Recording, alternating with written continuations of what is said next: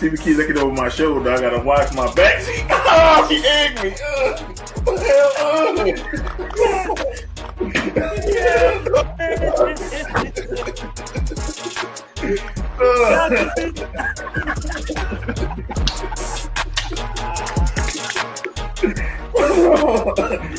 Oh, shit all over my Rip Hamilton jersey. Go get me a towel. Y'all didn't know. Y'all. You fucking owners have handled Judge, get him retired? Come on! He should have been fired before the fucking season! Joe Judge, quarterback sneak on not one, but 2 times from the fucking 5-yard line! And we're talking echelon, where it's going to be Yankees first, Giants second, Jets third, Mets last. No! Wait a minute. It's Yankees first. It's Yankees first. Okay.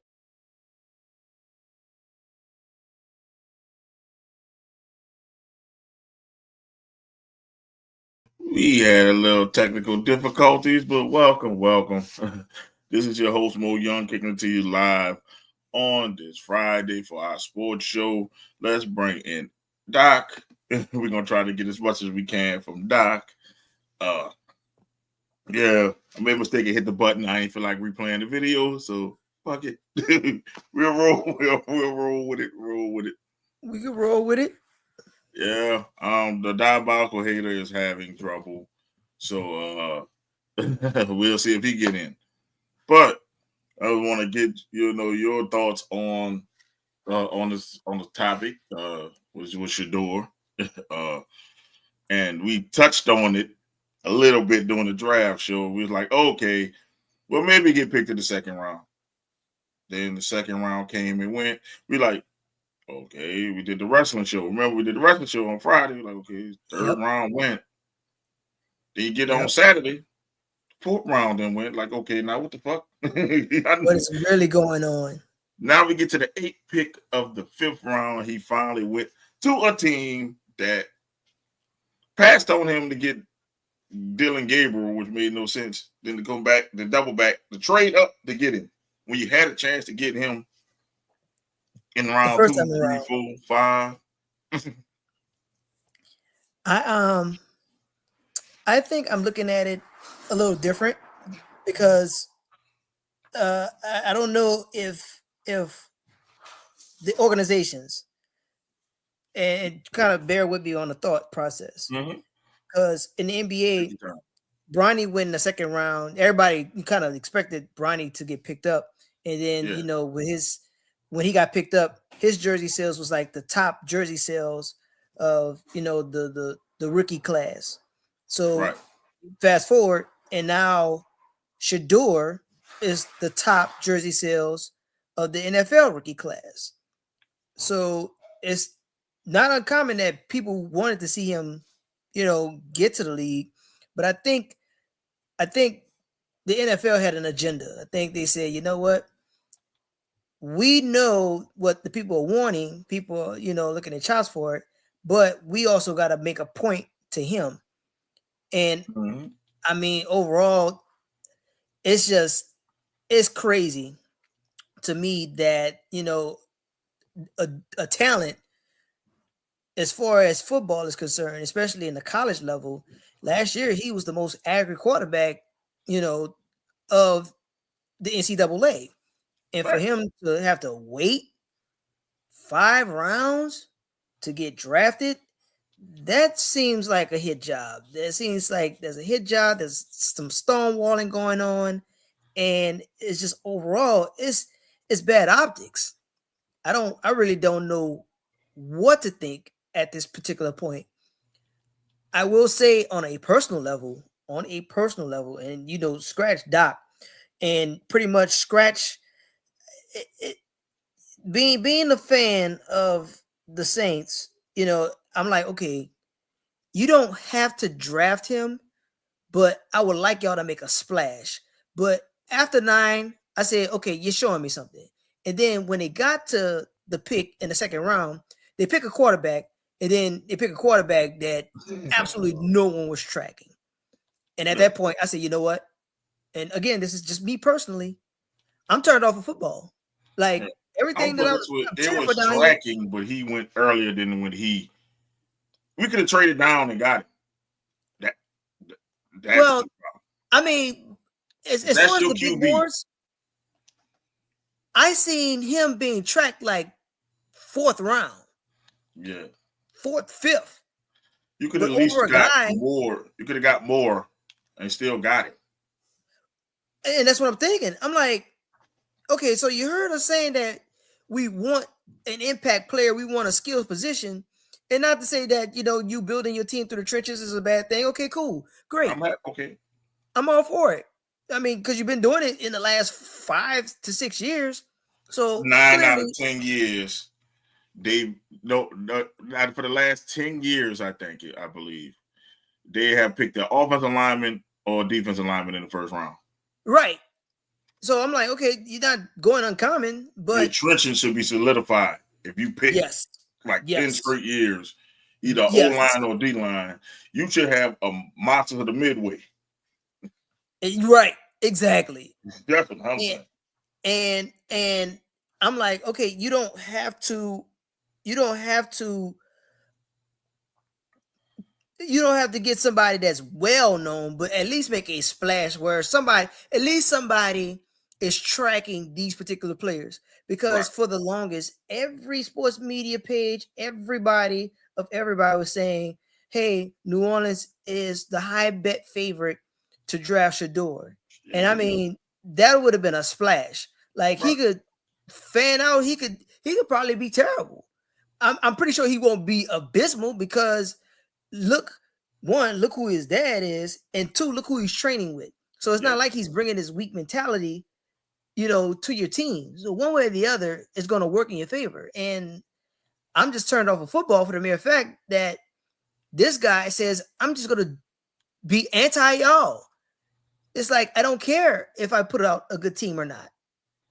Like, yes, the team could be solidified, but you have to compete against guys that's coming up. You got to compete against an Atlanta that their last 3 drafts has been phenomenal. Atlanta had one of the best drafts and undrafted free agents in a while. That draft is crazy. Carolina too. Carolina had a crazy draft. That's what I'm saying. And then Tampa has won the division 4 years in a row. And Tampa had a crazy draft. I'm like, say, bro, are you doing this to spite us? Or are you doing this to spite? Listen, Doc, we got graded the worst draft. We had the worst draft. It's well deserved.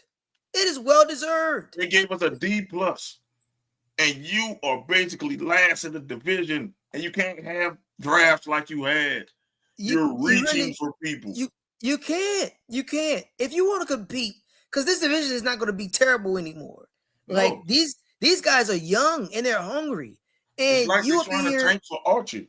That's what I believe.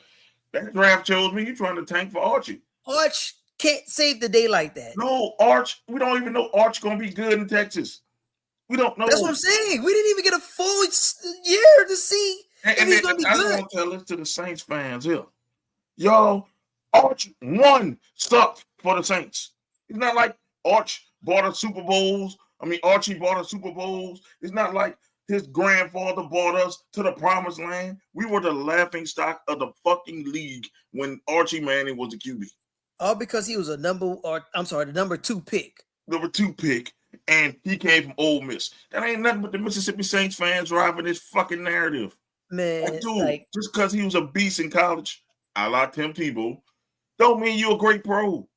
Right. Like, dude, he might have been a beast in college. I'm not shitting on that. But I'm shitting on his New Orleans Saints resume. He should not be in the Ring of Honor. He should not have his jersey unofficially retired. Like, oh, shit, only 1 jersey. No, I'm going to say 3 jerseys that need to be retired. And there's number 77 for William Roaf, number 57 for Ricky Jackson, and fucking number 9 for Drew. 9 for Drew. 3 that should be untouchable. Everybody else, numbers can get touched. Yes. I'm all for it. It's not like Archie wanted to come here.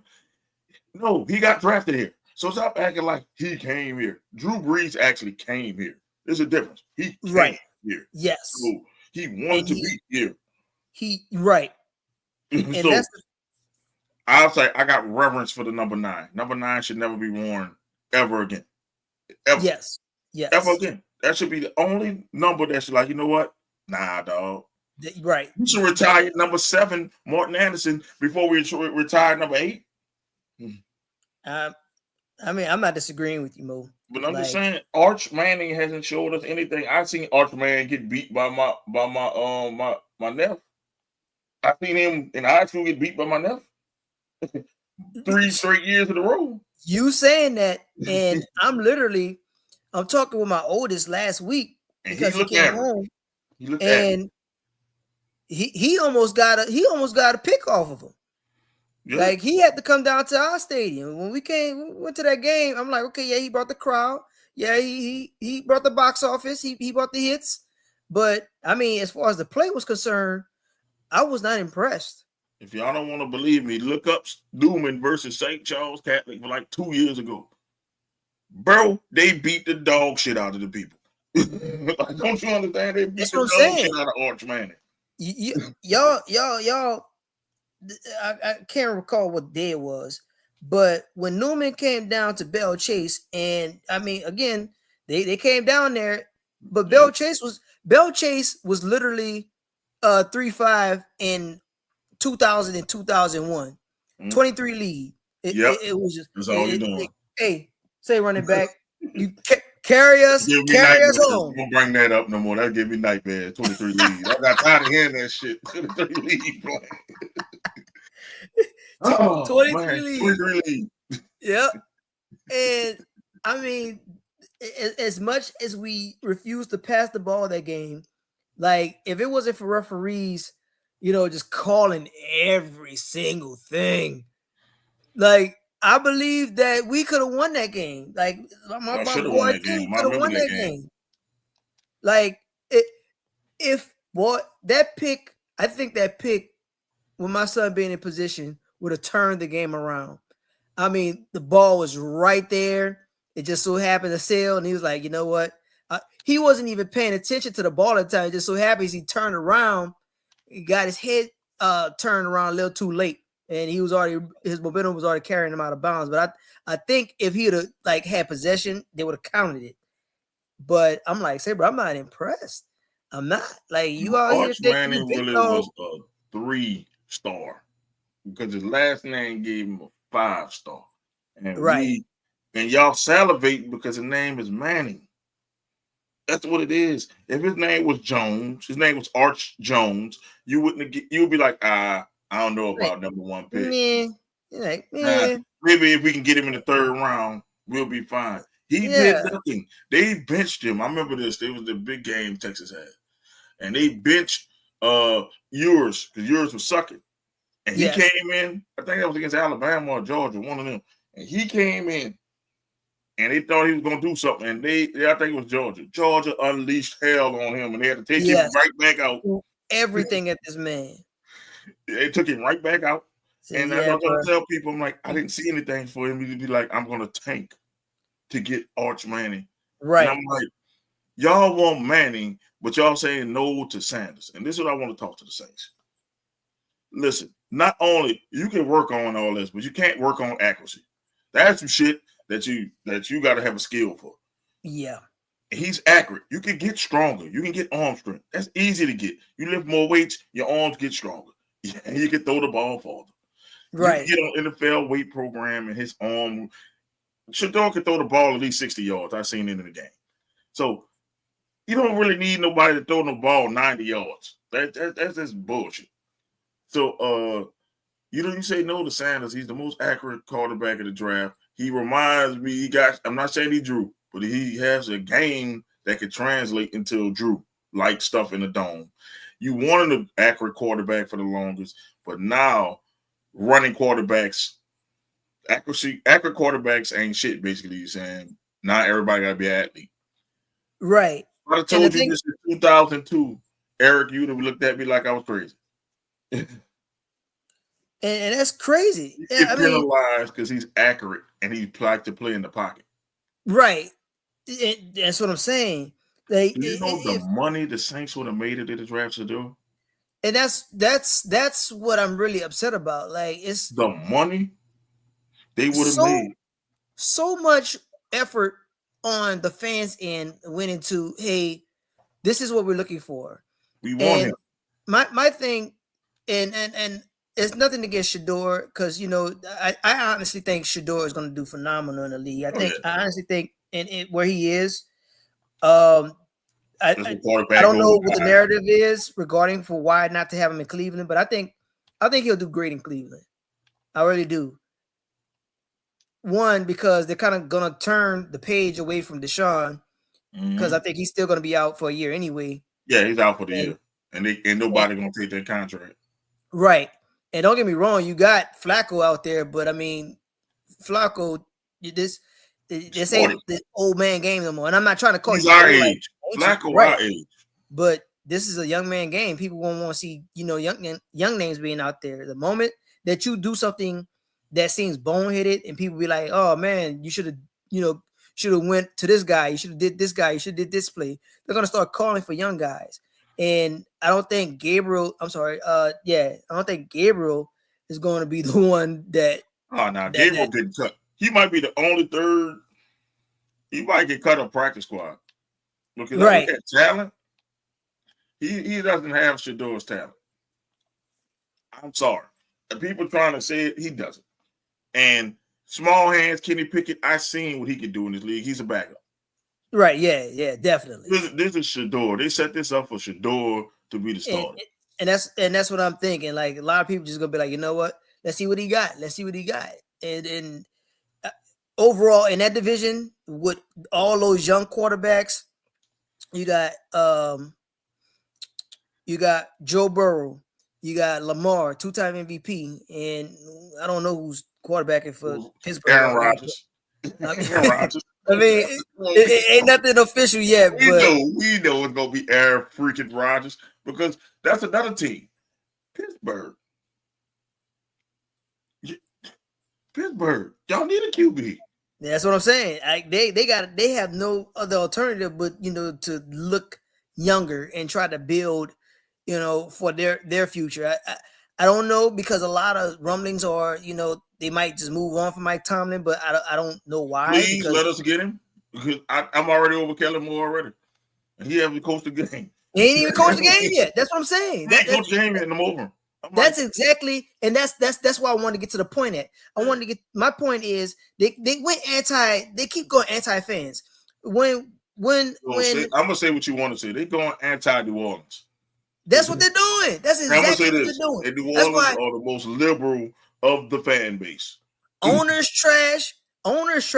Like, I don't even care. You could be the sweetest person in the world. When we say New Orleans Saints fans, we mean New Orleans. We're not talking about Mississippi, Alabama. Yes. We're not talking about the region. We're talking about we're not talking about Lafayette. The city that they're located in. The city.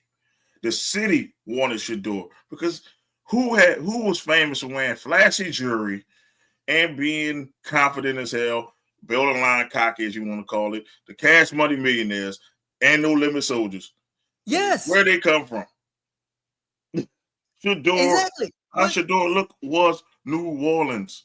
That was perfect. It was a perfect marriage.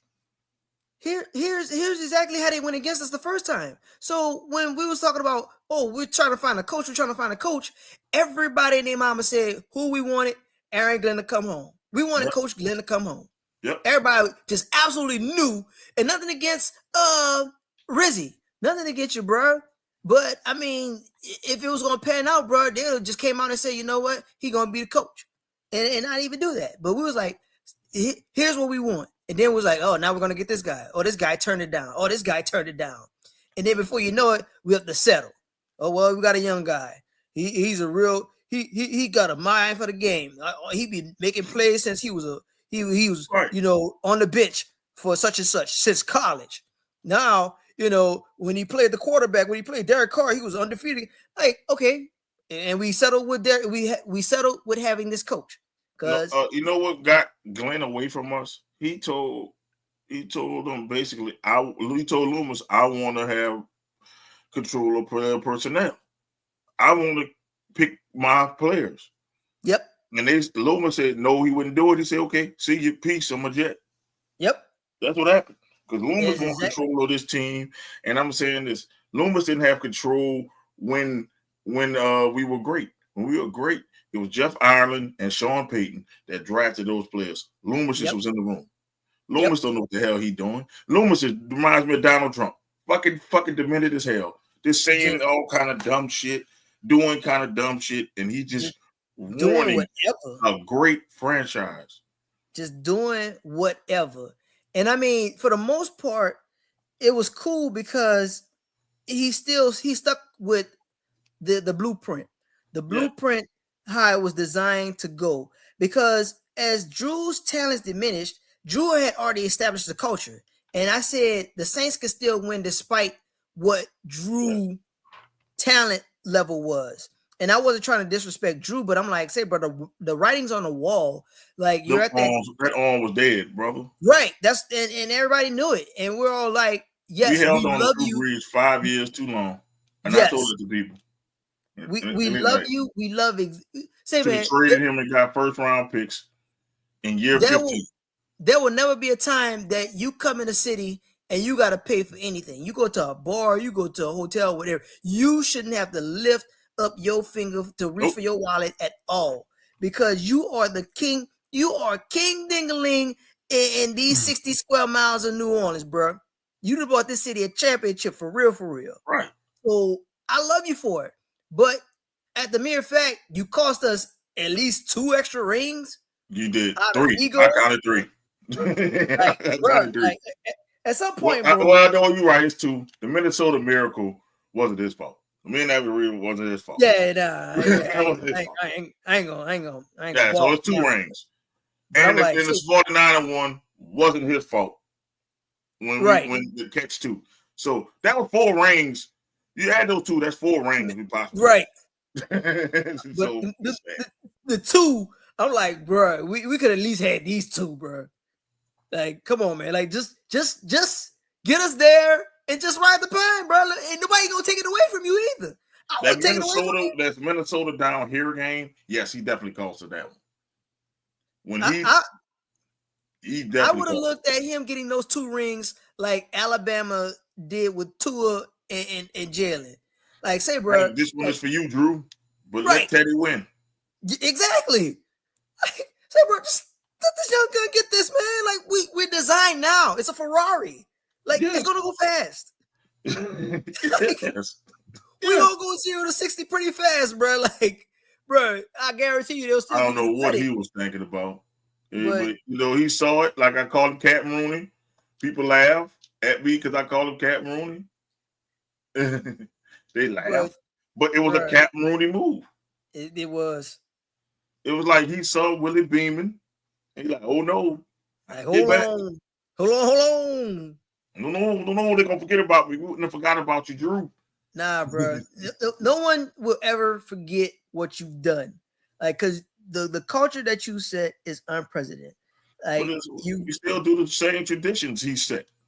We still do it. Yeah. We still do it. And that's what I'm saying. Like, there's no way. There's no way. You've done way too much for us to forget exactly what you've done. We would never forget. And I tell that to anybody. I'm like, Drew Brees is a legend. He deserves all the praise he gets in the city. But Archie Manning, fuck no. I don't know what that praise come from. Yeah, I don't know. We didn't win a damn game. And track the history. I don't believe that Archie got the Saints over 5 wins in his career here. And I'm like, he never made the playoffs. We lucky to win 4 games. That's what I'm saying. It's weird. And we sucked. So I don't want to hear he didn't have talent. I'm like, you had to have talent because we sucked. So I mean, we was drafted at the top all the time. So I mean, again, like I said in the last time, the first quarterback that got us to the playoffs was Bobby Hebert. And the first one who won was Aaron Brooks. I want to say correction. That defense got us to the playoffs because Bobby Hebert sucked. Well, let's call a spade a spade. Bobby Hebert Martin Anderson and that defense got us to the damn playoffs. Yep. Because they were holding people to like 7 points, and we'll win 9-7. Yeah. That's another one. But at least they ain't retire Bobby Hebert's number. Right. Like, No, they revere him like he was great. I'm like, he sucked. He sucked. Let me tell you, Derek Carr is in the top 5 of Saints quarterbacks statistically. He only been here 2 years, and he sucked. So I tell you.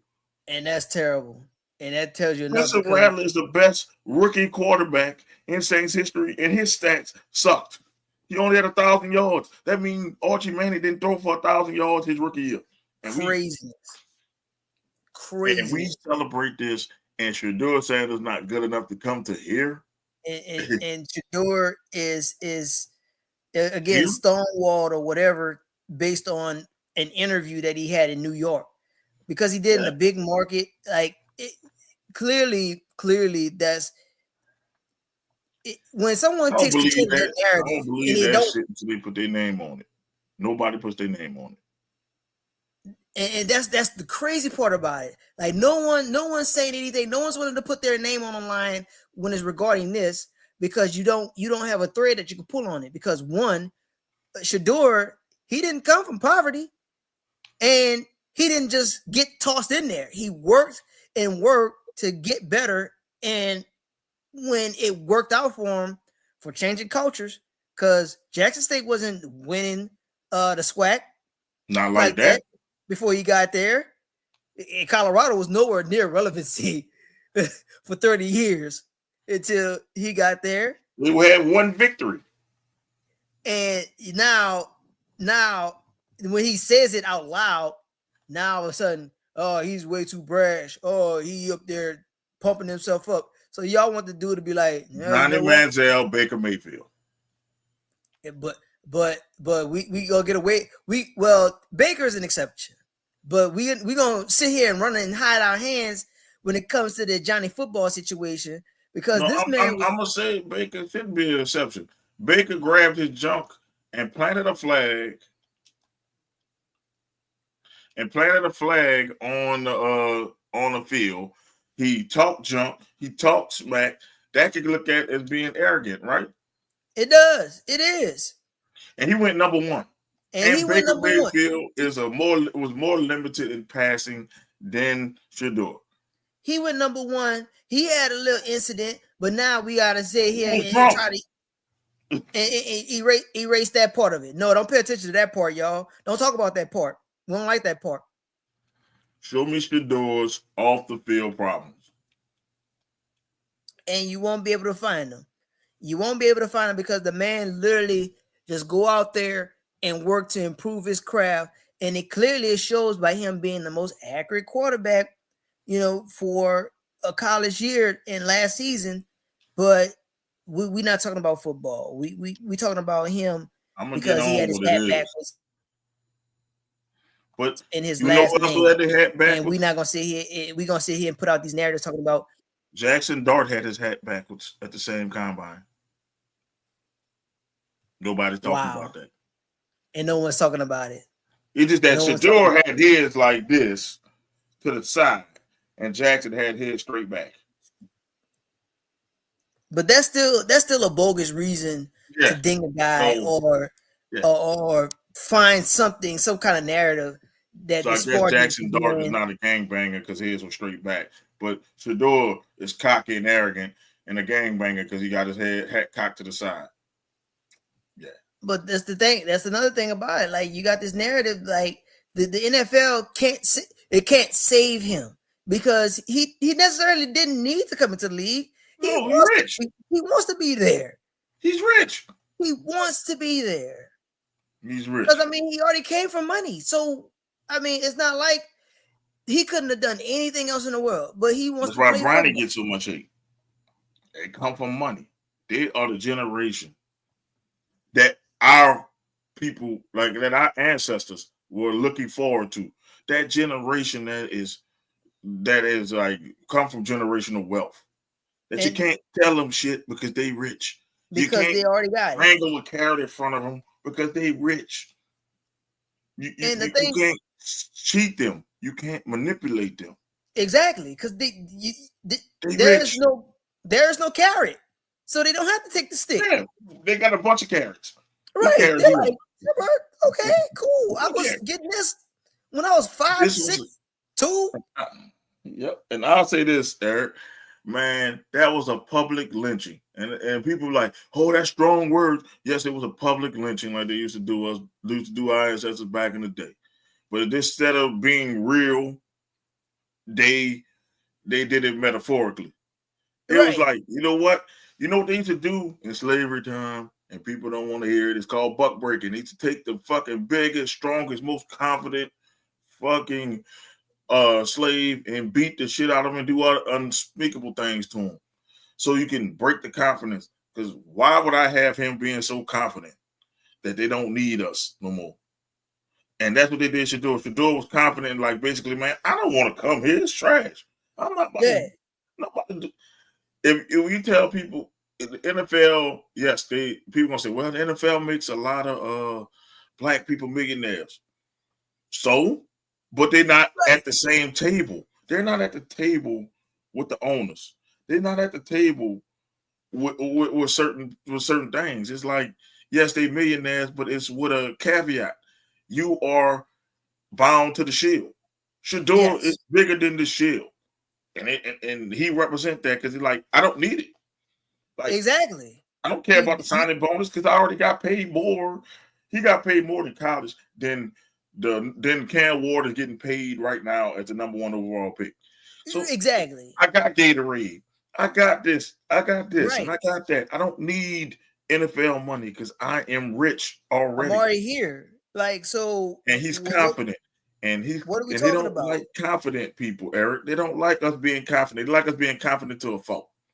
They like us to be, and ain't nobody want to talk about that because it was taboo to talk about it. But it was covert racism, and people need to learn the difference between overt and covert racism.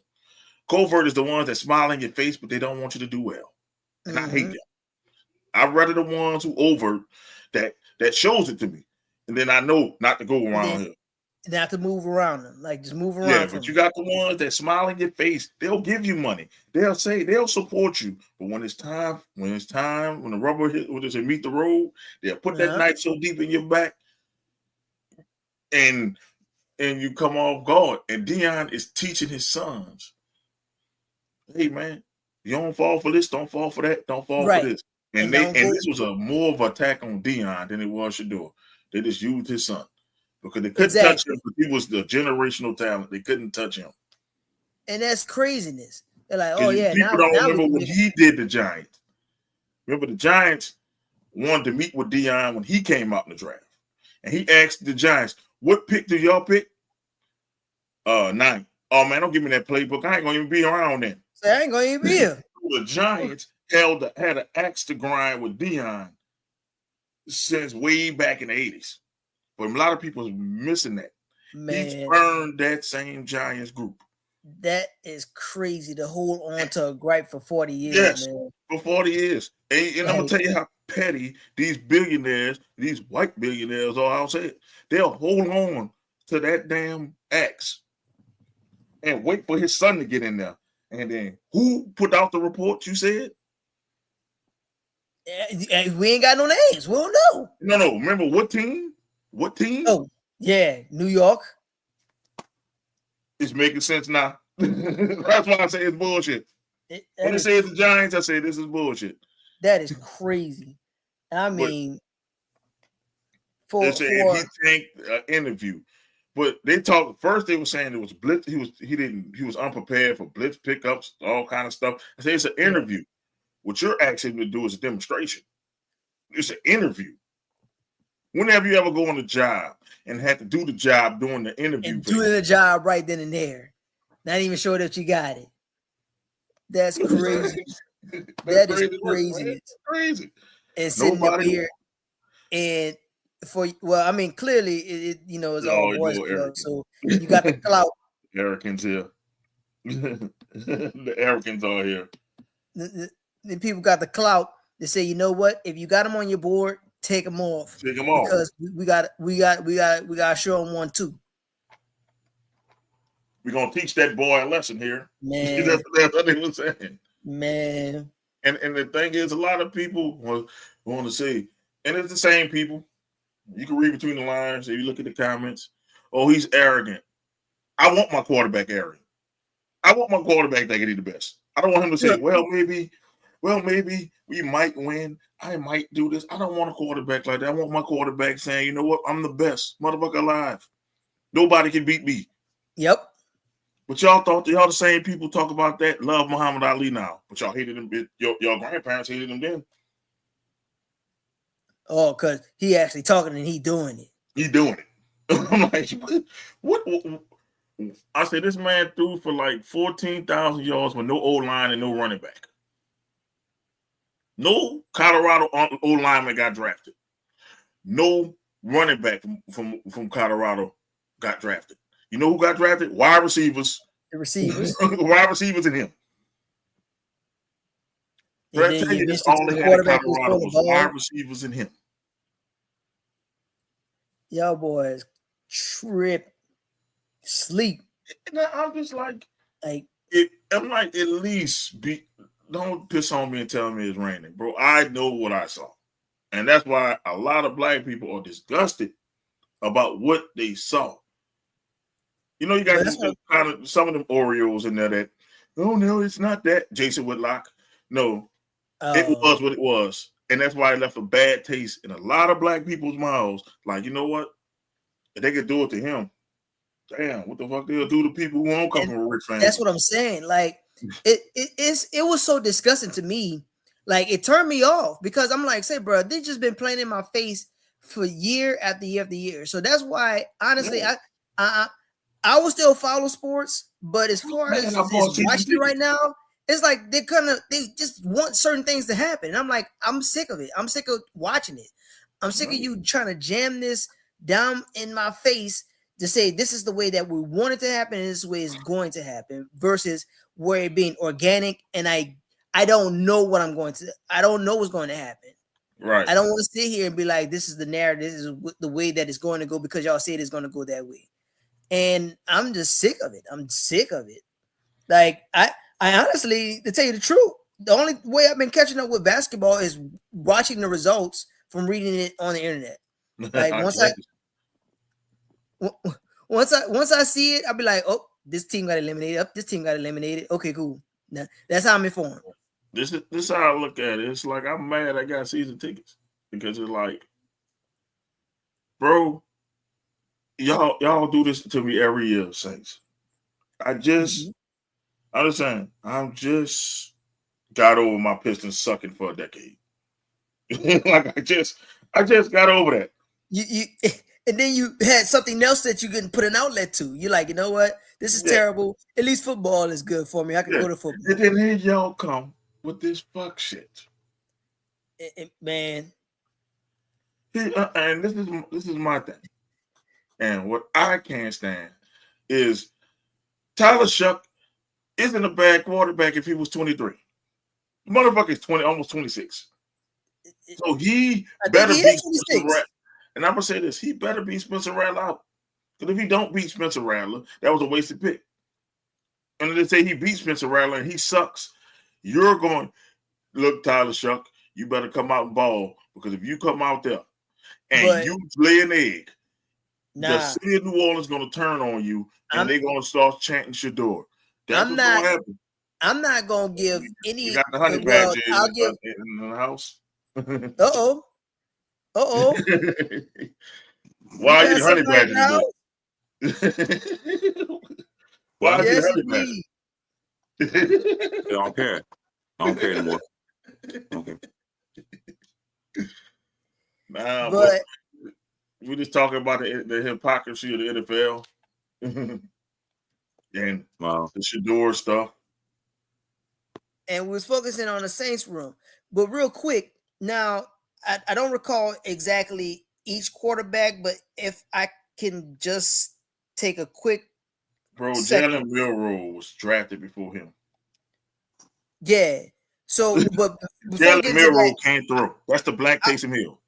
I want to take a time for the Saints quarterback room. So I think the last quarterbacks that was taken was Spencer Rattler, Blue Steel, Yep. Ian Book, Yep. and Tommy Stevens. Got his name. Well, he didn't really play. They drafted him. He didn't play. He didn't play. Tommy Stevens was a tight end. They didn't. They drafted him to be Taysom Hill Jr. Didn't work. Yeah. Well, I just recall the quarterbacks.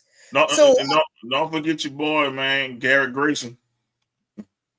Oh wow! Wow, Garrett Grayson. That didn't work either. Out of the last 5 years, these are the quarterbacks, and most of these quarterbacks aren't even in the room anymore. Nope. So I'm not putting anything. I'm not investing anything to Tyler Shuck right now. Like I'm just saying, he better ball though. He has to. He's 26. I mean, Anthony, he was your quarterback like 4 years ago. I mean, the guy had been in college for 7 years, and we got the best that he got for us. The best I can do for you, dog, is 23 touchdowns out of the entire year. Look, he was teammates with the tight end on our team, Juwan Johnson, who's on his third contract. Man, bro, that is way too much football, man. He's 25, so he should be very polished. He should come in being rookie of the year because he's 25. Man, 25. I mean, Shedeur Sanders was right there for 4 rounds. And he's accurate. 4 rounds. What do I mean? Four. Pittsburgh, you in this boat too, because y'all got Mason Rudolph. Y'all drafted Will Howard, who had the worst combine of a quarterback I ever seen. And y'all have somebody else that's trash. And y'all don't pick Shedeur Sanders. Y'all hoping Aaron Rodgers, high ass, come there and save y'all. Pittsburgh might be the last person in that division. Being honest with you. Because Pittsburgh don't have a quarterback. They got weapons. They got guns, but nobody to shoot it. Still. So, I mean, to me, Pittsburgh and the Saints had the worst draft. It was bad. Like, shit. Atlanta killed it. That's the best way I can say it. Atlanta killed the draft. I wouldn't have traded up for Pierce, but they killed the draft. Atlanta, like I said earlier during the takes, they got the best linebacker to drop to them. Well, I mean, their last 3 drafts. You traded up to get a player that was going to be there anyway. So yeah, I say besides that move, the rest of their picks will kill them. Yeah. Atlanta might win the division. I hate to say that shit. Because they just stockpile talent. They said, we don't care about fit. We don't care about need. We just gonna get the best player at the position. No, the Panthers won that draft. Well, the Panthers still don't have O-line though. That's why I worry about that. Give them 1 more year. Panthers gonna be scary. Unless your boy is like the second coming of CMC, and they okay, well, we messed up with CMC, but we're not gonna mess up with you. And if he just takes off, then by all means. But honestly, I'm afraid of Atlanta myself. I'm not even gonna lie to you. Last time they had a Michael with 1 letter removed from a male genitalia as a quarterback. I'm just saying, man. And people was kind of dangerous. Pelican nature. I mean, and Herbert, I be seeing them playing. Like he plays a whole lot. I don't know if he gonna last long. Man, all I know, everybody upgraded except the Saints in that division. I'm like, I look at us, unless Kellen Moore is just this offensive genius that's I know how to unlock shit. I don't know. I see us being the whipping boy of that damn division.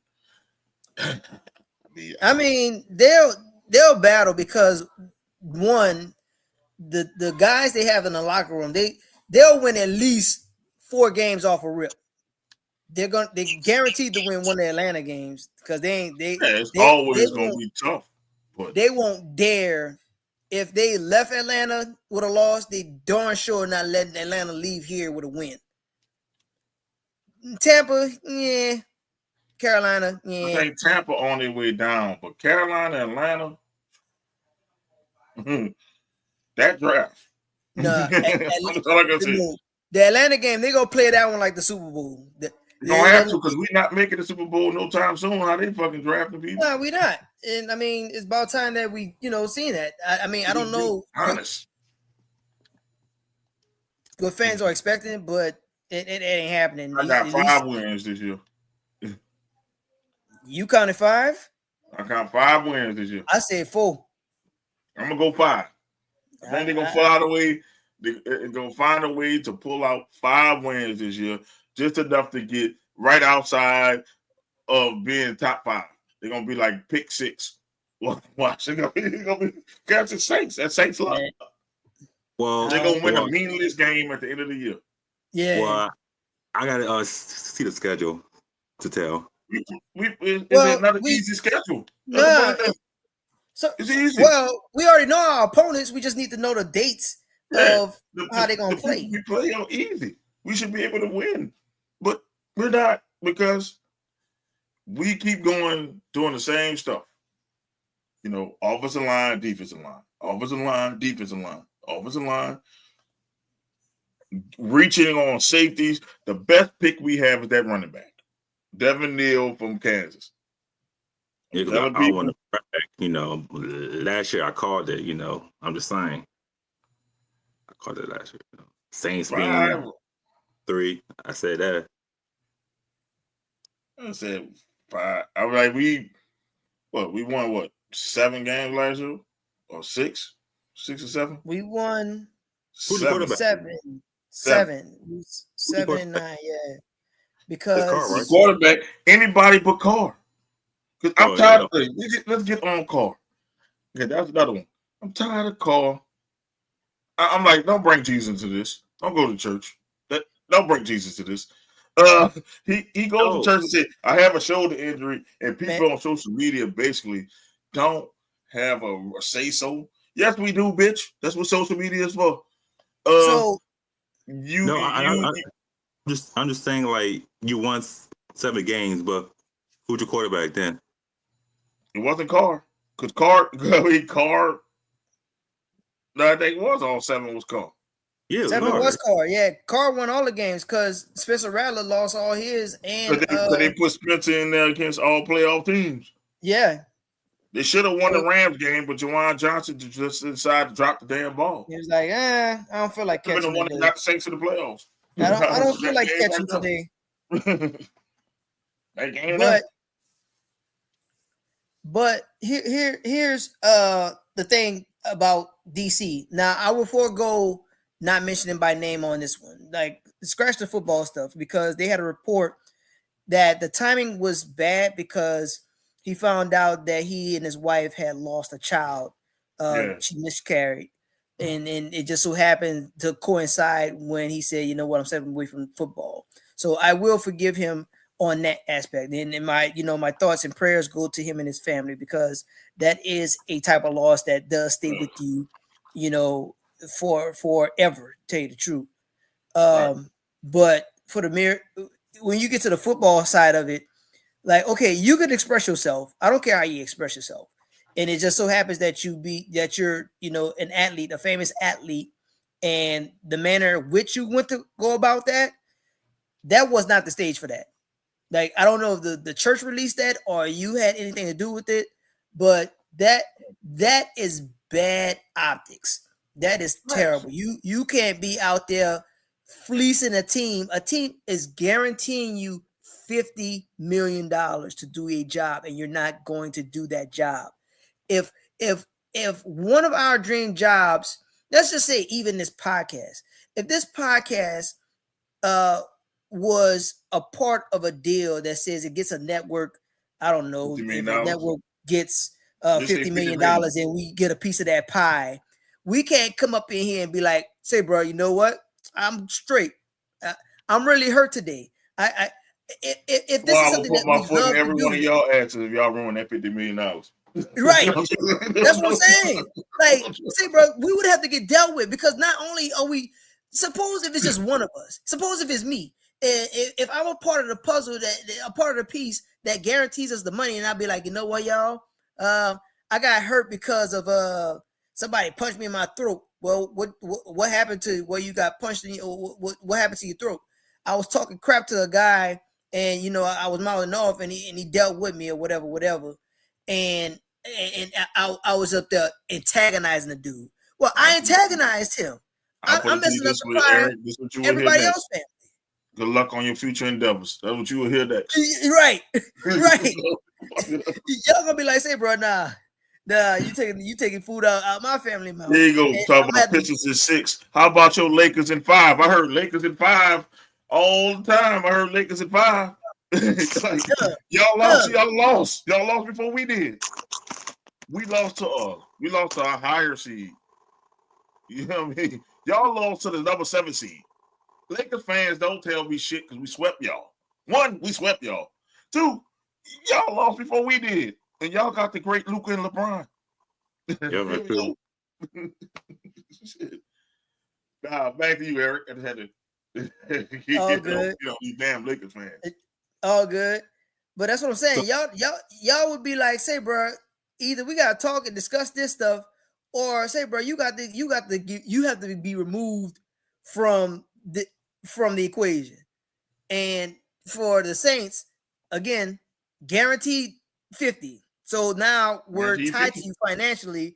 So even if we do have the talent, if we want to make a decision to say, you know what, this is something that you deserve, then most likely we're gonna have to make a hard decision and get rid of somebody we really love to keep the person that we really want to keep happy for the money side of it. Because we ain't got nothing. Thanks to tying this up with this quarterback. Thanks to this GM. Right. And with him, I say with him, though, the thing is, it's very sad that his wife had a miscarriage. But that's some shit you shouldn't announce to the fucking world. That's some shit I would. It makes it sound like an excuse. For real. It makes it sound like an excuse. Well, what about the shoulder injury? Well, my wife had a miscarriage. I'm sorry to say it. Most Saints fans don't care. I'm gonna be honest. It's got to do with the Saints. That's what I'm saying. It's bad optics. Like, keep us out the chat, bro. But it's not like people saying we don't care about the miscarriage. Oh, that's sorry. I'm sorry to hear that. But what they got to do with you quarterbacking? that's what people want to know. At the end of the day, that's exactly what we're gonna ask. Like, you're a football player. We're gonna talk about the football side of it. Like, I'm sorry. The human being side of it. You got my heart. Like, you got my heart and my prayers and my thoughts. Yes, but you do. When we're talking about you, when it's time to bring you up in these particular platforms, particular sports, because you're an athlete, we're gonna be like, say, bro, what are you doing on the field? What is your production? What are you doing for us to talk about you and give you this airtime? And I'm like this: if you go on your job, and let's say you didn't, they short, and you got to call in, they don't have no coverage. You better go your ass in. That's what they're gonna tell you. Hey. You better go in. Well, my wife had a miscarriage. I'm sorry for you, but that has nothing to do with our business. Go bring your ass in. That's what they're gonna tell you. Or you find your other job. And they're gonna be like, or you can go to this place over here. You can go across the street. Yeah, you go across the street. You might not get paid the same, but you go across the street. I'm like, we can't use that excuse. Well, my wife had a miscarriage. Well, you better find coverage. Well, there's nobody want to come in for me. You better be here. You're live. They're gonna ask you live. Yeah, you better bring your ass to work. That's what they're gonna tell you. You better make the coverage. So if the average American has to work through tragedy, because a lot of us have to work through tragedy and bad things happen. I don't want to hear about your $50 million problems. Like, don't bring that up to me. That's not gonna give me sympathy, bro. Are you quarterbacking or not? I hope you're not. Talking about are you quarterbacking or not? So we can move on to the next some lady with a podcast. Well, that's her platform. Like, that's what she's going to do.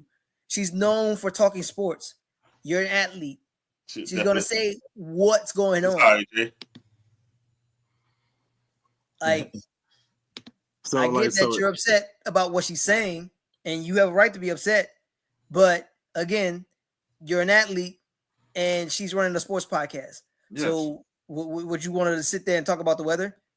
Derek Carr is the type of person that's like, as long as you're talking good about him, he don't mind people in social media talking. And I'm like, for you to go through use the church, and then after the church, use your wife's miscarriage for your shoulder. We're not worrying about your beliefs. I'm not worrying about your wife because she has nothing to do with me. That's you. That's your issue. Work up with your shoulder so we know what we can do. That's all we want to hear. That's all we want to hear about all this extra shit as a fan. I'm sorry all that's going on with you, but bro, I don't give a shit. Because the Bible says thou shalt not steal, and you robbing the saints blind right now. So don't Bible thump me, because you are stealing right now. Give back the money. That's why I call him Danny Ocean now. So with Carr, like, is he like, is it the owner he hates, the team, or the city, the state? He never gravitates to. I don't think it's the team. He never gravitated. He never was loved by the city because how he first came here. Like the city don't like him because it's like the city tried, but he has a personality that off-puts the city. If you look like a crybaby, like that time he was blaming everybody that first season, he was pointing fingers and all that. The city turned on him. Like, nah, I'm good. But the thing about it is, like Philadelphia, you can't be a bitch. If you go to Philadelphia like that, Philadelphia will eat you. Will so not only eat your lunch. Like he showed bitch tendencies, and the majority of the city like, man, fuck this shit. But the thing about it is, we're not idiots. First of all, we seen exactly what this man was. We seen. You can't sit here and tell us, oh, well, expect the sun and the stars. When this dude, he ain't even nowhere near orbit because the man been in the league forever, and the best thing that he got is 2 playoff appearances, and didn't win none of them. And I mean, he never won any of them. So we're not idiots here. We're like, say, bro, if the team that's about to get rid of him for nothing, and we sat here and said, you know what? Ooh, we look at that there. We need to have that. Like the meme with the dude with the girlfriend, it's like, oh man, we know we on the way out, but ooh, look at that right there. let me get some of that. So it's just a mixture, and you come to New Orleans, a food city, right? And this is what I think put a lot of people off. The first place you go, Chipotle, nah, bro. Nah, bro. A lot of people are like, nah, bro. Nah. We got turned off right there. What was your first meal? Chipotle? Meal in New Orleans was Chipotle. Everybody telling them where to go. Say, bro, go to this one. Go to the French Quarter. Go to this one. All these people don't eat that Chipotle unless they late for lunch or some shit. Bro, that boy said, nah, I just had Chipotle. I said, bro, and then you doubling down and you saying it again. Stop saying it. Nah, nothing was wrong with Chipotle. He said, all right, we're out. Stop saying it. Yeah, football Chipotle. Shit, that's good. No, but when you come to a food city like New Orleans, you don't say Chipotle. You can't have Chipotle as your first meal down here. Not here. Oh, okay. All right. That's like going to Seattle and saying, say, bro, what's fresh out here? People gonna tell you that fish market, and you're gonna be like, yeah, you know I'll go to Walmart. Right. I'll go to Walmart. Let me go hit up this Rouse's real quick, or whatever is up there. What they call that? That grocery store up there. I'm going to Walmart. Brett Myers, yeah. Hey, bro, let me go to the Safeway. I got it. So it's like the Philly, like going to Philly, and then I'm going to Chipotle and I'm going to buy like a cheesesteak. I'm gonna get Chipotle.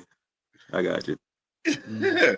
So it's like the people were trying to, give him an out, and he still was like, "Nah, man, Chipotle." Yeah, like people like, "Nah, Derek, this is where you go." Nah, bro, don't do Chipotle, it. Like, but that's Chipotle though, and a lot of people felt offended by this. Like the people want you over here. They're gonna see you here, and they see you, accepting the culture. Then perhaps we'll give you a chance. But dude said, Here goes another one. Super Bowl week. All the Saints are down here hosting Super Bowl events. Derek Carr's in California. So that tells us right there and there, you don't fuck with us. You just here for the money. But that's what I'm saying. Dude already knew. Yeah. So nobody likes Derek Carr. And it's like, bro, go home. I say pay him to stay home. Keyshawn on him. Because nobody likes him. And then now you done lost the locker room because you say, oh, I want my shoulder. And then we talked about getting traded. Every day is something new. I'm just ready to move on from the Derek Carr saga. That's what it needs to be, that, because it's just no way that you try to spin it. It's not cool. It's not cool at all, because when the teams came down here for the voluntary workouts, everybody's down here putting in work, but you're the guy, you're the face, you're the guy that they're giving the money to, and you're nowhere to be seen. But then the first appearance we have of you, you're doing some YouTube video selling cars. It was a Rolls Royce. Didn't get it right. What is it called? It was a Rolls. Man, that was the worst optics. It's not like he was selling a Saturn. Bruh. Rolls Royce. This dude, your first appearance, when your boys out here working, getting in the lab, getting active, you up in here. Yep. I look at every Saints player's IG. You see him working out. Spencer Rattler working like a madman. Yes. Spencer Rattler said, "Say, bro, these people were talking about the draft." Spencer Rattler said, "Say, bro, whoever come up in here, he got to deal with me. He got to see me." He ain't even saying it. He out there just working out. He like, "Say, bro." All I see is Derek Carr preaching in churches, doing YouTube videos. That's not. What would you do if you saw that from Jaden Daniels? Just doing YouTube videos and preaching in churches and no football work the whole summer. I mean, the whole off time. Would you feel confident that's him being your QB? Not even. You can't even pretend that you would. You'll be like, nah, dog. Like, what the fuck, y'all? Like, so this is why like, the Wallens. Who's starting? Huh? The quarterback for the Saints. Who's starting? We don't know. That's the thing. So, according to the all-knowing GM, he says that DC is still the number one guy, but if he's not available, how does he not playing? That's stupid. That's our all-knowing GM, though, because just saying anything. He had too many hurricanes down here or something. Dude out here saying anything, and that's what I'm saying. So if DC's hurt, it's between Rattler and Shuck. Like 6 months. That's crazy. Oh, Blue still in the room. Nah, he's not in there. They say it's Rattler or Shuck. They say Blue still is gonna be lucky to make the practice squad. Man, if it's a rookie, that's crazy. But that rookie is older than the first and second year players. The rookie is almost 26. I mean, the man's came up in here 15 years into the 401k. So that man was the Auburn quarterback before they all got good again. Shit. He was the QB. Y'all sucked. He was the QB. You got him in the second round. And he made it to the second round. And then when they said Tyler, I'm like, okay, maybe they're talking about a wide receiver or something. When they first said his name, I said, okay, well, we might be getting a wide receiver. Tyler Shuck, quarterback. I'm like, quarterback, yeah. Quarterback, Louisville. I remember him against Miami. Yes, he put up numbers against Miami, but I never thought he would be a first or second round quarterback. I'm like, okay, he's good. Got a good home. Hey, what are we talking? We doing arm strength now. So if you can throw the ball a mile, I got you. You get drafted. Well, that would be Josh Allen is the prototype. Like he's Josh Allen. The The man old enough to have voted twice already, man. Come on, bro. Oh man, you ain't shit. This dude. It's fucked up because it's true. It's fucked up because what you said is true. This man really did vote twice for president twice. Bro. Like, no, I didn't think about that. Now it's gonna be my new thing for him. The man voted for president twice. Bruh. This man is a rookie in the NFL. This man the only rookie in the world, bro. That voted twice. That voted twice, bro. That's fucked up. Say, bro. What you mean? Like twice? Sickening. But man, the brother was it's old enough to cool, go through man. 2 presidential elections. Oh. This man literally voted twice. That's bad. Bro. But you think about it, he's almost the age that Drew Brees first came to New Orleans. And Drew Brees was accomplished in San Diego. Yes. Drew Brees played for a whole 4 or 5 years before coming here. Before the injury. Well, hopefully he got his injuries out. I hope so. Like, that's his biggest thing. This is the thing I hate about the Saints. I'm gonna get to your team since you're on here. Why do we keep picking injury-prone players? Like the first 2 picks were injury-prone players. but that's the thing. Like, I guess he's trying to follow this protocol. Like, he's literally trying to capture lightning in the bottle twice. Like, so, but how many times can you do that? Like, everybody's not going to pan out like that. Like, I understand that you want these hungry dogs, and hungry dogs run faster. Okay, cool. But, bro, if in Tyler Shuck's case, this man only gave you 1 year. He's been in college for 7. Dude, he gave you 1 year. Like, dude, what is the Shedeur percentage on that? Sanders outproduced Tyler Shuck at Jackson State. Think about this. Shedeur's Jackson State career is better than Tyler Shuck's whole 7-year career. In 7 years. Think about that. Shedeur Sanders at Jackson State was better than Tyler Shuck was his whole career. Like, say, bro, we didn't have like 14 versions of GTA 5 with this dude being in his college career. Don't talk about GTA 5, bro. Don't talk about GTA, dog. Like, I wanted to break the screen. like, bro, don't talk about GTA, man. Another year, another one. Another one. That's true, though. True.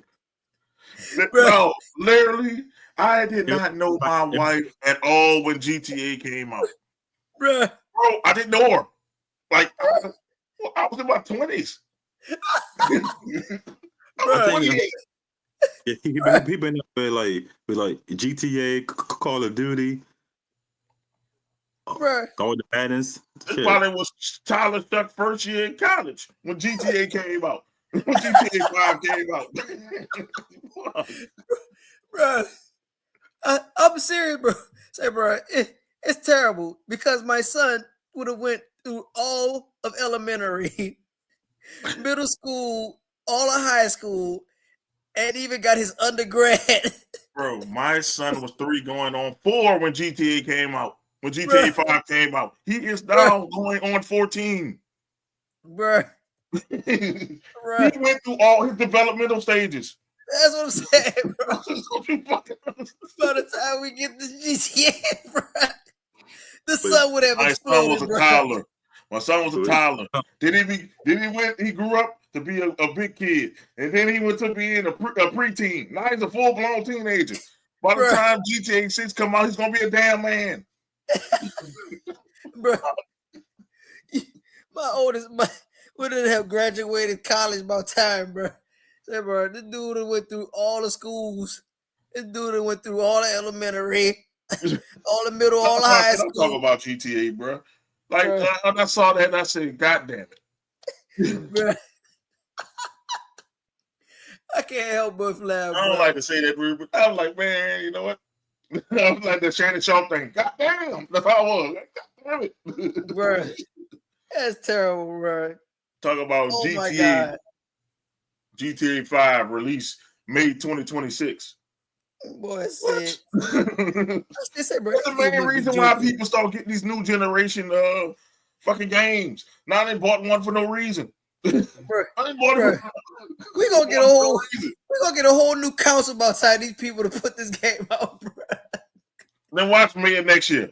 Oh nah, man. 27 is our year. Yeah, bro. Yeah. So we made a mistake. Oh, bro. No, people was amped up. Because it was about to come out. People was amped up. Yeah, man, we're gonna do one last ride around the whole map. Yep. Yeah, bro. Y'all better not delete them profiles. No, hold on now. No. That's why you saying GTA, bro. GTA is a sore subject right now, man. We're talking about the mission. Sure, I don't even like do the missions. I just drive around. That's what they said. They say they go to drive around. Yep. I do. No, I do. I go on. I do online, just popping people. Shit, that's what I was doing, bro. I'm people mind their business. Pop. Shit.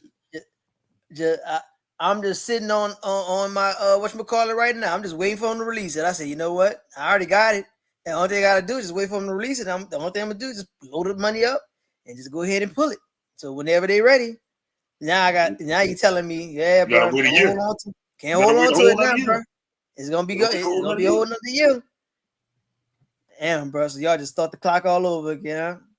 Yeah. Craziness. But you think about it, Tyler Shuck was like in his senior year on high school when GTA 5 came out. That's what I'm saying. Hey, bro. This dude came into this dude a rookie and he did all this, bro. This man lived the whole life already. This man married, got a couple kids, dogs, kids, 401k. Bro. So how you feel about your team draft, Andy? I mean, it wasn't what I wanted, but it's cool. Now, who's your first round pick? Who's that? Who's your first round pick? It's the lineman. A tackle. Oh, yeah, the best I can do for you. I remember best I can do for you, dog. Offensive tackle. I don't know why, but I mean, I understand why, bro. Y'all actually need that because Jaden Daniels get his ass popped all year. Nope. And then after that, at the whole draft, we still don't have a linebacker. I mean, like an end. Like I don't know. I don't know. I mean, but you know, at least y'all they stayed a homer for you because you know you're Oregon fan, so you came from Oregon. Then y'all got somebody on defense. You got a receiver. Yeah, I'm looking at y'all draft. Yeah, y'all draft trash. I looked at it. They were trash. Yeah, they was nothing right home about. Like the whole problem with our team that shit was on defense. We got Trey Amos, Kelly Menandro. That's the only two defensive players y'all picked up. Everybody else was running back, wide receiver, and offensive tackle. Yep. Y'all didn't have a lot of picks because y'all gave us all them damn picks for Marshawn Lattimore. Yeah, they do shit with the picks. They would draft a wide receiver. I don't know why. We sound like four of them. Y'all got Deebo Samuels. What? Yeah, and we got somebody else. We got, I don't know. The running back thing, I gotta say. The Saints don't need to pick. They don't need to trade a lot of picks because y'all didn't do shit with the Ricky Williams trade, and we ain't do shit with this Marshawn Lattimore trade. Maybe we need to stop trading with each other. Exactly. Stay away from each other. Just don't do it. Yeah, because we got a shitload of picks for the first time, and we ain't do shit with those picks. So don't even do it. But y'all didn't need much though, because y'all were NFC Championship game. Yep. We need a defense. I mean, and then the thing about it, so y'all was in the championship, but y'all lost to the eventual Super Bowl champion. So who just reloaded? How the damn Eagles keep getting away with this, man? Man, because nobody be paying attention to the Eagles, man. Like the thing about it, everybody, you know, just run over the Eagles. Like the Eagles haven't been in the Super Bowl at least 2 of 5 years or 3 of 5 years. Like, because they lost these recent ones, or not the most recent one, but I mean they've been champions for at least twice of the last 5 years when they beat the Patriots and went this one against Kansas City, knocking off these dynasty teams. So why, I don't know why people keep sleeping on them. Like, it's just, they're the most silent winners that I've ever seen. Like, they just go out there, ball, and go home. This is my thing. They got a formula. We getting defensive players from Georgia and Alabama. Now, if they keep getting these Georgia and Alabama players, that defense gonna be unstoppable. Keep going. Yeah, it's a form factor for them. You think about it. Where are most of the best defenders come from? Georgia and Alabama. Like, and they just building a team of people who play with each other and against each other a lot. It's all they're doing. And they're just reloading, and they're just sitting there, and don't be surprised they be in the damn Super Bowl again this year, because they just keep reloading, and people like us keep trading with their ass, trading them shit, and stop helping the Eagles out. And just helping them out. I don't know where they get all this damn money from. First of all, I don't know where they get all this money from to pay all these people. Damn Eagles are damn dangerous. They scare me more than any team in the fucking in the NFL is the Eagles. I mean, it should, because people just be like, "Say, bro, it ain't working. Go to Philly. All right, cool. It ain't working for me. Like we did with Zach Bowman. It ain't working down here. Go to Philly." Johnson. They traded Chauncey Gardner-Johnson, and they picked up a steal from the dude from Texas, Makuba. Fucking beast. Or the one that really should tick people off, the one that tipped at least Izzy off. So it's not working for me in New York. Say, bro, so what we're gonna do is we just gonna let you go wherever. Cool. I'm going to Philly. All right, no problem. Giving people no resistance. The people in your division at that. You give people in your division no resistance to your best player. Oh my God. I don't know what these people got on the owners. These people must got some kind of stank on people. That's the only thing I can see. No, the thing is this. I would have traded Saquon Barkley. You know how many picks you could have got for Saquon Barkley? If you know you were going to sign him in the offseason, right? You know, when they did the Hard Knocks, that was like in the offseason. They know they wasn't going to sign him back. So all they had to do was trade him to somewhere else. I'd have traded him to fucking Cleveland somewhere and try to get some picks. I would have. But they were saying it though. They was like, "Hey, bro, if you're gonna get rid of me, you'll tell me, right?" The year he wasn't a free agent, you know you wasn't bringing him back. You know you wasn't gonna bring him back. But they kept telling him something else though. They was like, "Say, bro, if we would get rid of you, we'll tell you." But they never said anything. And then all of a sudden, well, say, bro, we want to do right by you. Now we won't let you go wherever. Damn, bro, where this came from? I was already year before. They should have traded him. They should have. He said on the interview, like, the Giants ain't even like offer him a deal. Yeah, that's fucking stupid. Like, I don't care how good of a draft the Giants have. They ain't gonna win shit. Look at that stupid way of thinking. It's stupid. And speaking of Giants draft pick, a dude called. I don't know what the hell you thinking. Talking about asking Lawrence Taylor for his number. Oh my God! I'm like this. This dude played the game burning, like and on crack. He was destroying prostitutes, snorting crack, and getting sacks. That's what he was doing, bruh. I don't even know what you had to be on that one, my boy. I'll be scared to tell LT shit. But the thing about it is, the Giants should have protected that dude from himself. The Giants are raggedy for that. Like, say, bro, we're not even going to entertain that. That shouldn't even got out. He should have asked that behind closed doors, and they should have shut that down right then and there, bro. Like, say, bro, don't even do it to yourself. Now, we were talking about sacred numbers. Nobody ever should wear 56 and in New York. Like they should have cut that. They could have said, "Say, bro, cut it out. Don't do that." Like you young, but don't do that. Sacred numbers. The most sacred number in Giants history is fucking 56. That boy said, "Can I wear the 56?" Yeah, cuz.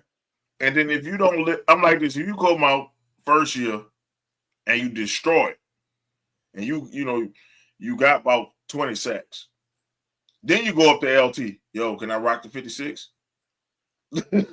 Well, the thing about it was after the first he year, asked for it at the draft. Now, if you want to give him a couple more years, yeah, and you a perennial person, hey, 56, can I get 56 then? But not coming out as a rookie. Right. You smoking. In that organization, and it's not like you came out in college where people be like, say, bro, you was actually considered a Heisman or, the top linebacker award in college, and you come out here and be like, nah, you know what? I'm gonna ask. You must have mean 62. Oh, I get it. We beat them 62 to nothing. Yeah, I remember that year. We beat the shit out of the Raiders 62 to nothing with Carr, and the Saints thought it was a good idea to pick him up. That's when we had Dallas Allen and Loomis thought that was a good idea. So I can tell you about Derek Carr. He's yep. Izzy says fucking blasphemous. Like for Carter, that is blasphemous. Well, actually, it's crazy. The Giants signed a wide receiver, the same deal that you running back he wanted. That makes no sense. Now you can imagine Saquon Barkley with this team they're trying to build now. I mean, hey, the Giants had a sneaky good draft. I have to see about Jackson Dart. I don't think Jackson Dart is that guy, but they did. So, but besides that, I mean, you have to see. But it is. You say Abdul called it not a good idea. It's not a good idea to go up to Lawrence Taylor and ask him for his number that he made famous. Like nobody dare wears 56 for fucking the Giants. Nobody's ever dared to wear it after he wore it. I can't remember nobody else wearing it. I thought it was going to be retired. The number was retired, but I guess not. It's unofficially retired. In the NFL, you really can't retire numbers. You can unofficially retire it. Like we do with I don't know why Archie Manning and Drew Brees numbers are unofficially retired. The equipment manager won't give it out. So you'll never see nobody wear 8 and 9 for the Saints. You'll never see nobody else wear 56 for the Giants unless you give the blessing. Like Cam Ward had to get the blessing for Warren Moon to wear Warren one. Moon for the Titans. But I'm just like 56 is that's one of those numbers. Like Lawrence Taylor is like probably one of the best defenders I ever seen. That's like me going to Atlanta and saying, you know what? Give me that 21, even though they don't retire it. Somebody didn't wore 21 since, but give me that 21. That means you're going to be compared to Dion. You're going to be compared to Lawrence Taylor. You don't want that heat. You really don't, especially if you're not winning or doing nothing with it. Let's say you're a bust. You got that 56 on. Now, when you said Atlanta, I automatically went to 7, but the mere fact that so many people didn't have 7, the kicker didn't have 7 at one point. Then they 7 now. I mean, the thing is, with 21 and 7 should be retired by Atlanta. That is just disrespectful. Because we think about the Falcons, you only think about those 2 players. Exactly. Like you think about the Falcons, it's 2 players. Dion and Michael Vick. Like, hold on, bro. Yeah, because I think 21 is retired from us. I think so. Yeah, they did for Sean Taylor. Yeah, it's retired for us. That's because of the tragedy. He was going to be the best safety we probably ever seen.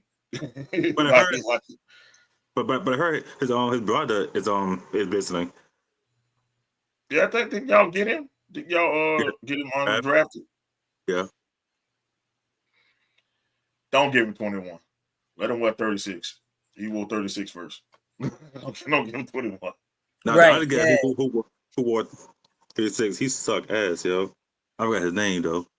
Yeah, just give him 36. Don't give him 21. That's a lot to live up to, man. I would tell anybody, make your own number. Don't go. What was wrong with 11? Why couldn't I do call away 11? Nobody gives a shit about Phil Simms. Let it weigh 11. right. I mean, Lawrence Taylor is like one of the GOATs of the game. Like, him and Deion are the best two defenders I've ever seen. Sean Taylor too, but he died too young. What? If you want to say dominant, Lawrence Taylor was dominant. He won MVP. That's guys that brought it to every play, every game. So I see, I see Mo's point because no, but he got the blessing, so it's not blasphemous if he got the blessing. If he went asked and Warren would have said no, then he'd probably been okay. But Cam Ward, number 1 overall pick, asked Warren Moon, if he can make the number great, and he can make the number great. Right. And that's the thing. I mean, it's not like he was some kind of scrub. Like, he came out in college and he really put in the work. So it's not like he some kind of scrub. No, I'm not gonna call a dude called a scrub, but it's like Warren Moon and Lawrence Taylor on 2 different levels. Right. That's what you're saying. Yeah. I'm just saying, Warren Moon and Lawrence Taylor is like here and here. It's like Warren and Lawrence Taylor way up here. Warren Moon is like down here somewhere. Hell no. They're not even on the same tier. It's like we're gonna act like Warren Moon was a great quarterback, but he was not equivalent to what Lawrence Taylor did in this game. We talk about because we forget that that Warren Moon is a part of the Titans because he was an Oiler. I know, that's a Houston. He didn't play for Tennessee.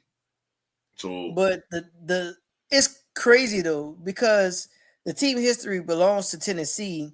Yeah. And Houston, although they are Houston, they're the expansion team, so the history is their own.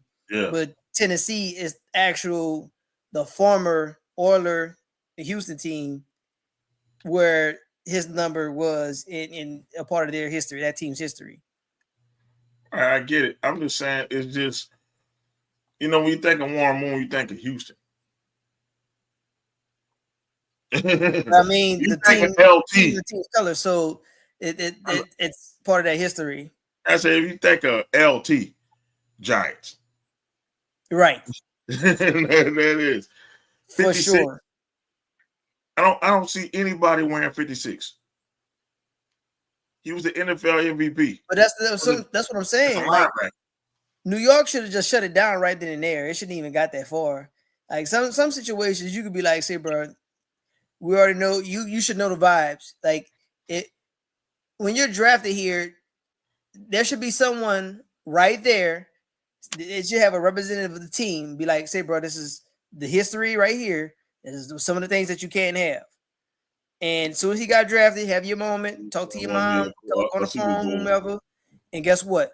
Say, bro, here's the culture, what we do down here, and here's the numbers that you do not do. You don't, especially in New York, because you come up here with your britches all big, and the people eat you for lunch. These people will eat you for lunch. If the first bad game, he not LT, take that number off.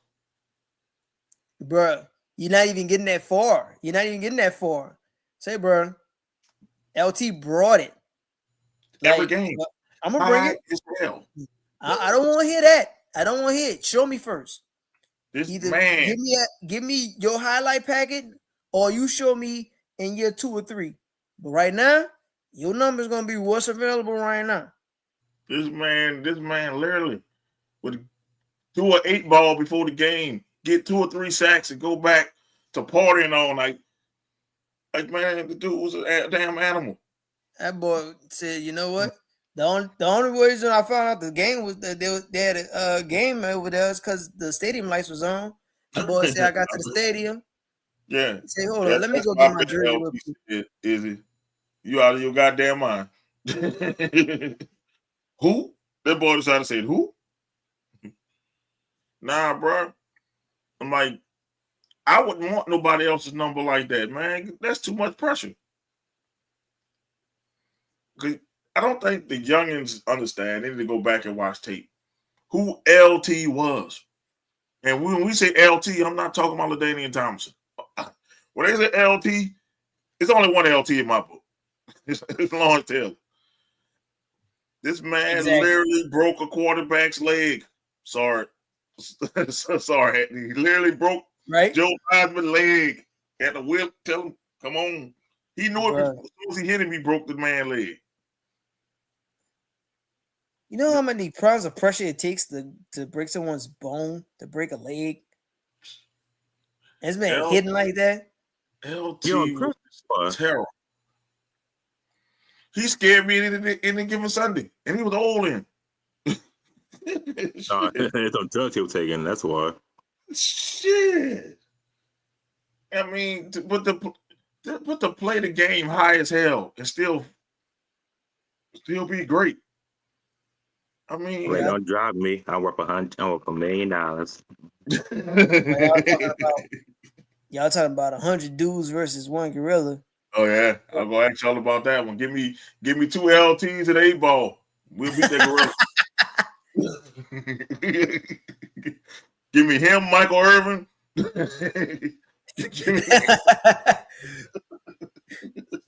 The Dallas Cowboys in the 90s offensive line, they always on that coat. Give it to them. Give me him, give me Ray Lewis, Eric Reed, Sean Mike Taylor. Tyson it done. But yeah, the people talking about that, I'm like, dude, it's a bystander effect.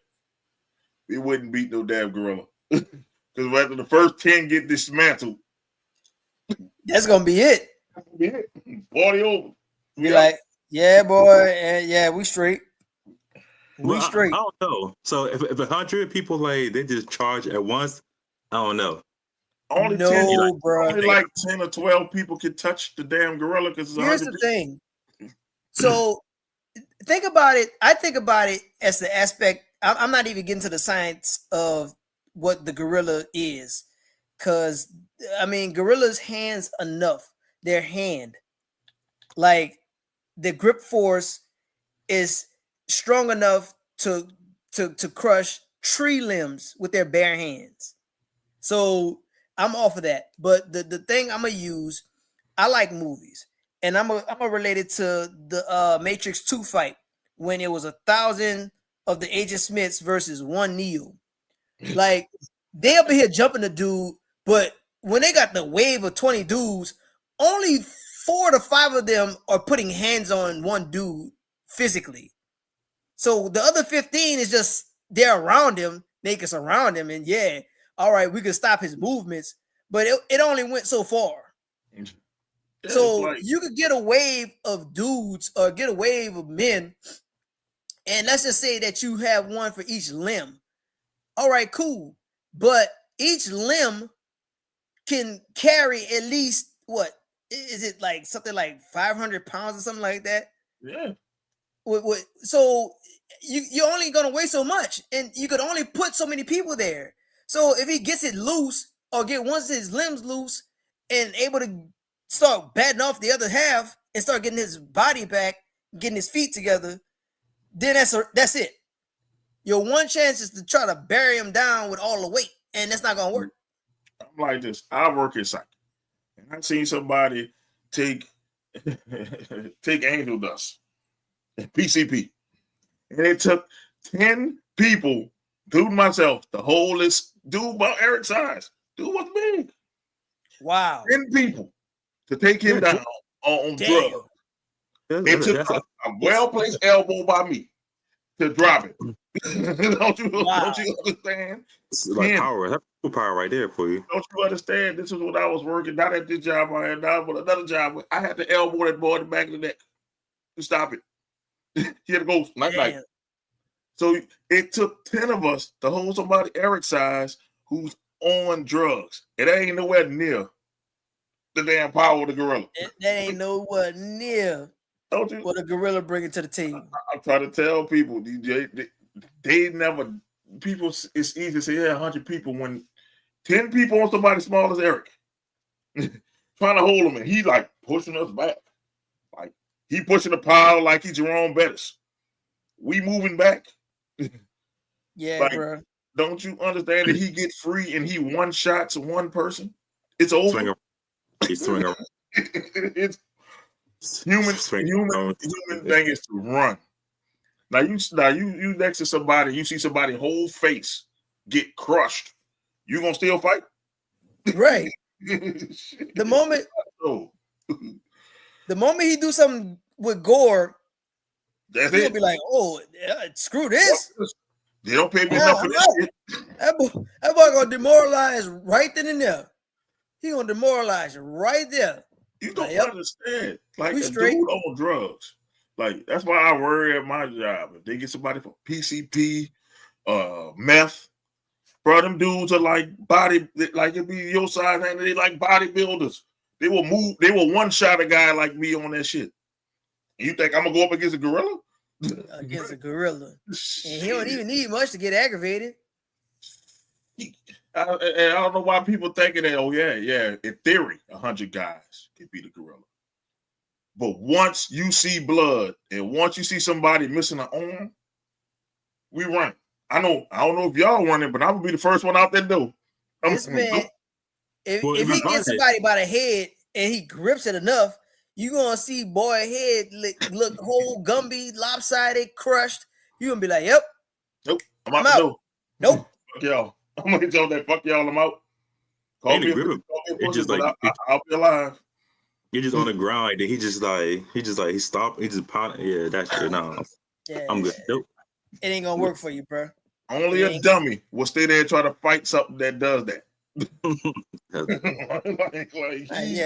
have it. That's what I'm trying to tell people. I'm like, bro, self-preservation gonna kick in. You see who gonna be in the first 10? That's what you need to ask. Yeah, that's the question. Who's gonna volunteer to be in that first 10? Because y'all gonna die.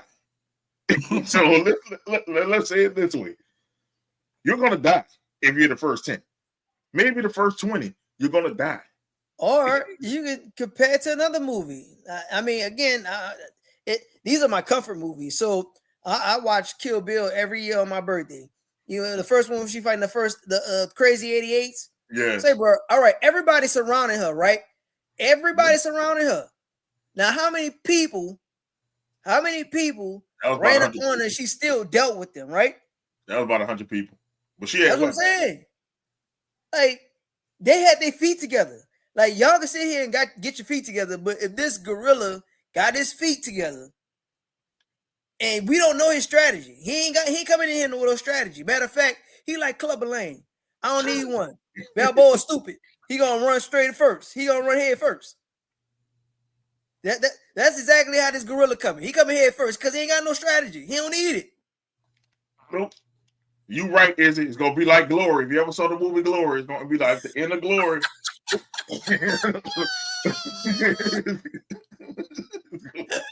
Denzel watching it with the 110 dropping. Yeah. Bro, that's what I'm gonna do for y'all for the first 10 or 20. I'm just gonna drop a 10 for y'all because I know it's over. I'm sorry. People keep saying, yeah, we can hold the gorilla down. You gotta hold the motherfucker first. You actually gotta grab the motherfucker first. All right, good luck with that. So you gotta grab someone that's bigger, stronger, and faster than you. Good luck trying to grab him. You go ahead. Go ahead. I want to see 10 people volunteer. Y'all straight. And then, look, I'll be in the number 99 to 100. Nope. I don't even want to be that. Listen, Eric, that means I'm closer to the door. Right. You understand? I'm not tripping. They got some people here who really overestimate their skills. This shit lives in the wild. think about it. It lives in the wild where they got to fight hippos and all kind of other shit. Like it's already there. Like it's lions, tigers, all kind of shit in this habitat. If you want to go, you want to go, we can go grab the gorilla. Well, with the food, just because. Here without air conditioned houses and cars, we don't even walk anymore. But we're gonna go head on and go take on a beast. Now you can square with a gorilla. The gorilla is like 5'5", 400 pounds. So I want you to go find you a 5'5", 400 pound person, and I want you to fucking go try to tackle it. You and 10 other people will try to tackle it. I guarantee you, I got money on the 500 pound person slinging y'all all over the place. I'll do that. I can't do it for you, bud. In there and say, "Come on, grab me." Can't do it for you. As soon as y'all go to grab that gorilla, he's swinging. And if he connect, you dead. No, man. I see like 80 the bodies on the ground and the gorilla he found their chest. Yeah, I'm gone. And crying. And not to mention, gorillas throw shit. So he might take a shit and throw it. That's gonna psych y'all too. Nah, he charge at you. He gonna charge at you. Yeah, he gonna fling that shit. You know how much force he gonna throw that shit at you? Fuck it. Nope. I'm good. I'll switch sides. I'm gonna do like Seth Rollins did with the Shield, man. I'm gonna hit one of you motherfuckers in the back. I'm switching sides on y'all, bro. I'm with the gorilla. Fuck that. Because he's gonna be one shot. Look, he's gonna be one shot in everybody. Izzy says Donkey Kong versus King Kong main event anywhere in the world. Say, bro, Donkey Kong, King Kong, Cheech and Chong, Gorilla in 5. Gorilla in 5, shoot like a 1 or 2. Gorilla in 1. Gorilla in 5, bro. Y'all go ahead. Y'all seen the movie 300? It's gonna be a 300 situation. Yep. It's gonna be 100 of y'all instead of 300. Y'all gonna go up in that bitch. Y'all gonna be talking about glorious death. It's gonna be a glorious death. As he one shots everybody. Man, yeah. They're talking about, don't get me started on other animals. You have no choice with a polar bear. It could be 1,000 of y'all. That polar bear gonna whoop y'all ass. It was a hippo. It could be a million of y'all with a hippo. The hippo gonna whoop your ass. Yeah.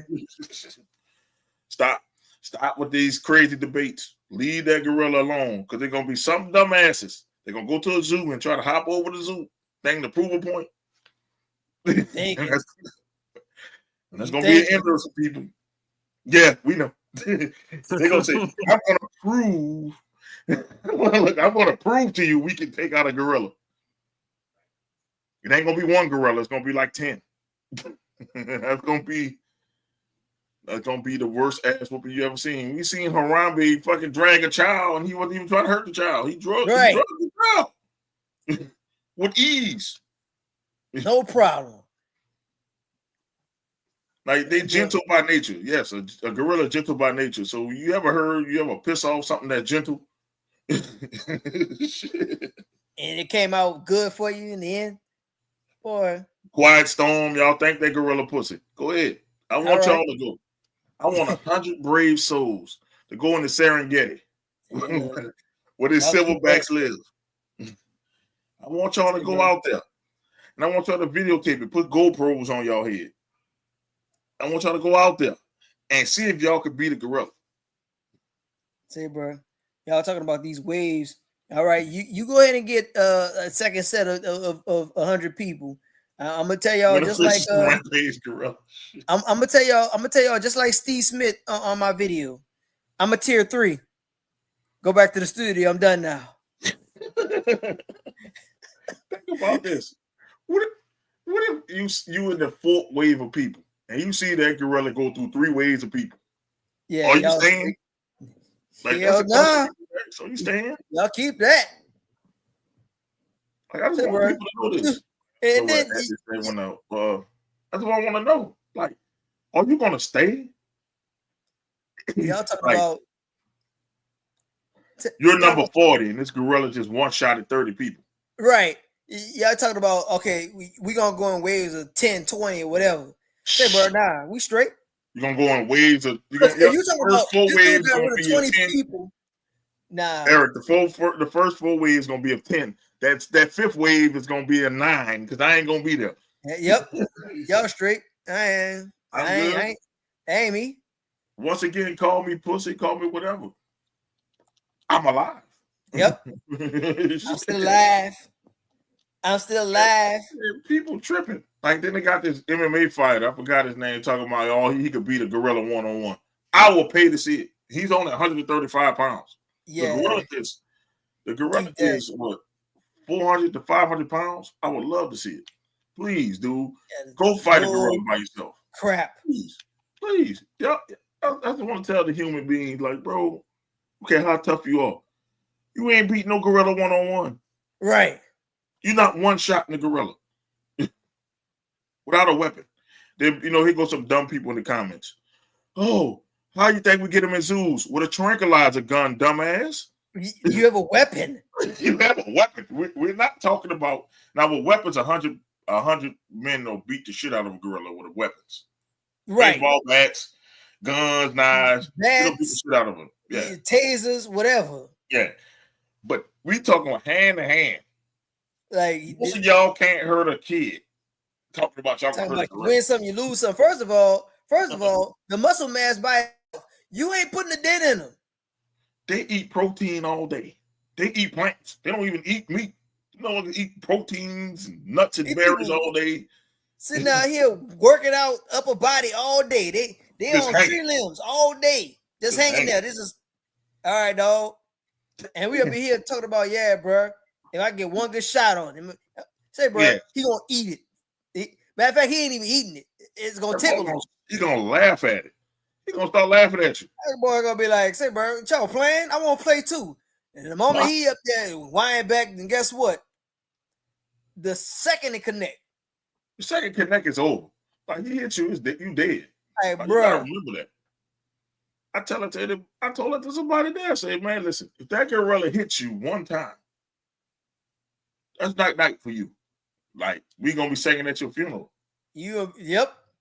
Going to the upper room. Because he swings with so much force. I don't think people understand what 1,200, I think it was 1,200 PSIs feel like. It's like you get hit by a truck. So I want you to stand outside, stand in the middle of the street, and let a truck come at you 40 or 50 miles an hour and see how would you last. It's like a truck hitting you. You're not gonna last long, bro. Like, humans, we took over because we were smart. Some of y'all not saying smart shit. And I try to tell them, like, man, this is a debate that shouldn't be a debate. Y'all not there yet, bro. Dude, I have seen people on drugs that are super strong, and that shit is scary as fuck. No matter how much force you put on them, they just keep coming. Then you're gonna get tired. Because we start huffing and puffing. I say, man, fuck all this safe shit. Elbow to the neck. Bop. But now let me try to elbow to the neck to a damn gorilla. He gonna laugh at that shit. I can keep coming. So I just need people to get this whole debate about, yes, theoretically, if all things align perfectly, 100 people can beat a gorilla.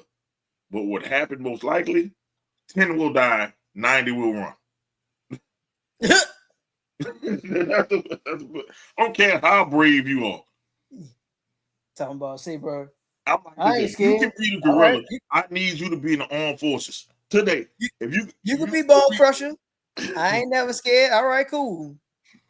You be the only one. They need to be in the military. If y'all 100 men can beat a gorilla, I need you in the military ASAP. That means you on that super soldier serum or whatever. I need you in the military ASAP. You need to be defending us. If you can go ahead, you ain't scared of a gorilla, man. Look, all right, cool. Go be in the military. Straight. All right, yep. You right. I mean, you ain't scared of shit. There's people in the military say, man, hell no. Nah. You straight on that. Talking about hand-to-hand combat. Talking about I'm doing jiu-jitsu on the damn. Yeah, I'm just gonna square up with the fool. Now y'all square up with that fool. Man, get the fuck out of here. Get the fuck out of here. Get the fuck out of here. Look, I'm gonna go one-on-one with Donkey Kong. Man, come on, man. Get the fuck out of here. Here come Izzy. Oh man, I ain't going one-on-one with Donkey Kong, King Kong, Rampage the fucking gorilla. I'm not going one-on-one with Diddy Kong. I ain't going one-on-one with no silverback, not no Congo motherfuckers. No. Say, bro. No. I don't get it. These people really think, 100 men. Yeah, it's possible that 3 men take over a nation, but you most likely won't see it. Like it's possible. Anything's possible. Like you talking about something that could bench press a car. Yep. But that's okay. We got it. Don't worry about it. It's 100 of us. Who cares if 20 die? I'm like, the people. If I'm in that 20, I care. Y'all got it, my boy. Mrs. V, do you want me to fight a gorilla? No. Okay. I'm like this. If you want to fight a gorilla, go volunteer. I want the bravest people to be in that first 20. Like, y'all got it. You MMA fucks that's out here today because you do some training that you can beat a gorilla. I want y'all to be in that first 20. Please be in that first 20. Stop talking shit and go fight that gorilla. Go to the jungles of Africa, and I want you to go find the biggest gorilla you can find. I want 20 of you MMA guys to go take out this gorilla. Please, no weapons. No weapons. No weapons. You know, nope. Just your hands and feet. Now, if they survive the jungle.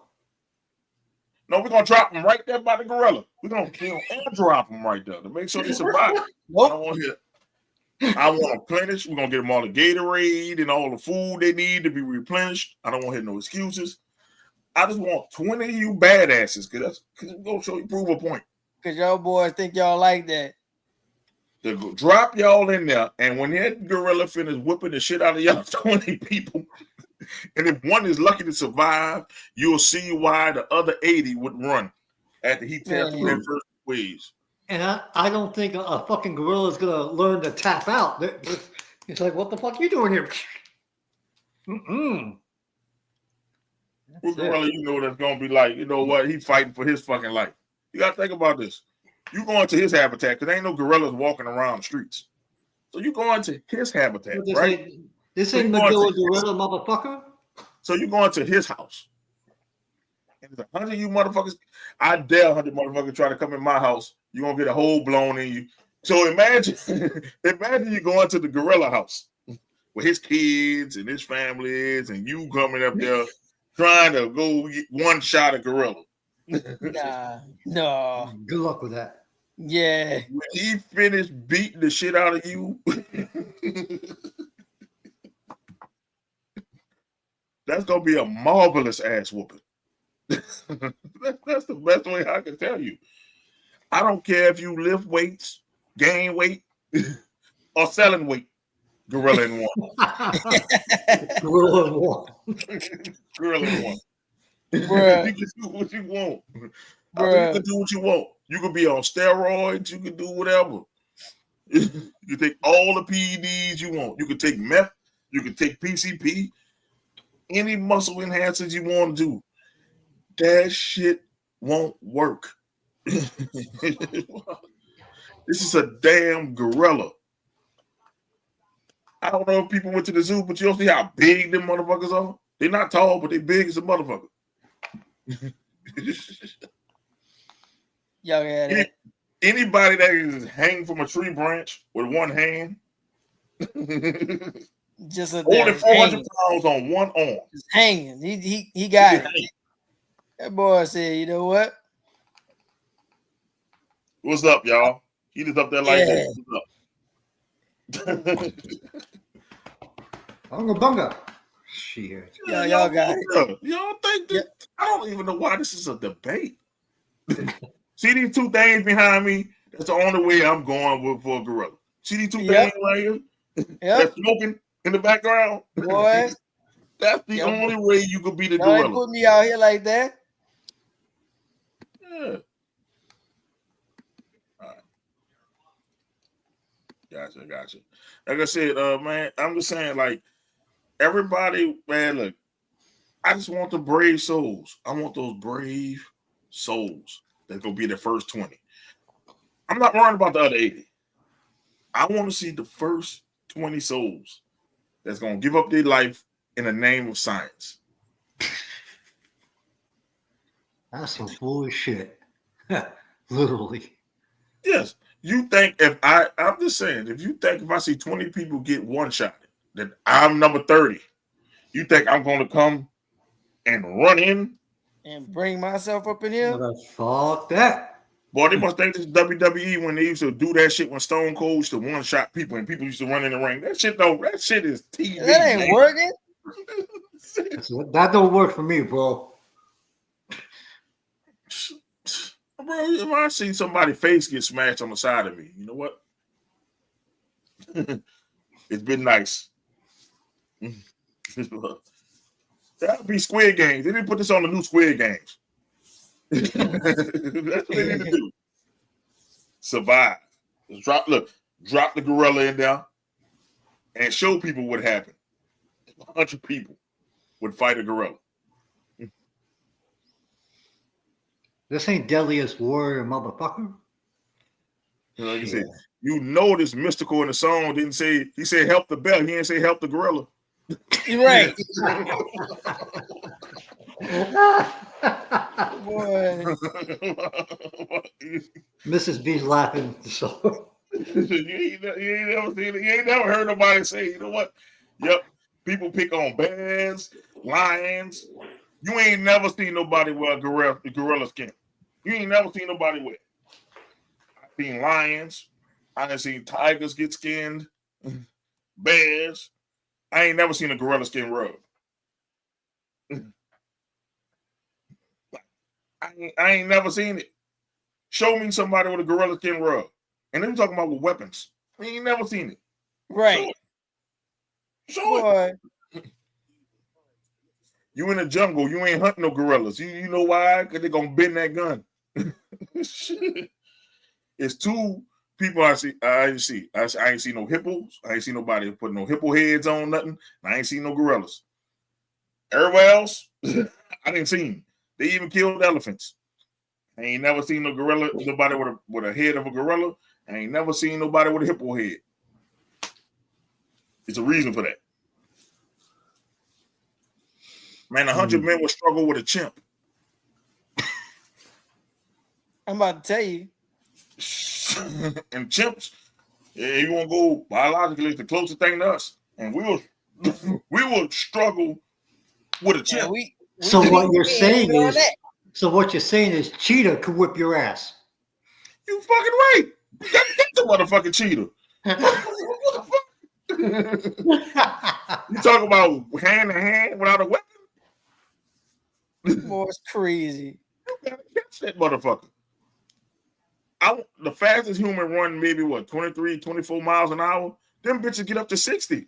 They can get up there. You ain't catching Man, we straight. You try to go. I want to see somebody go chase a cheetah. Rocky struggled with a chicken. Chase that chicken, block. Get that chicken. It took Rocky 4 or 5 days to catch that fucking chicken. You ain't catching that fucking cheetah. 100 men versus a cheetah. You gotta catch that motherfucker. Cartoons try to do it.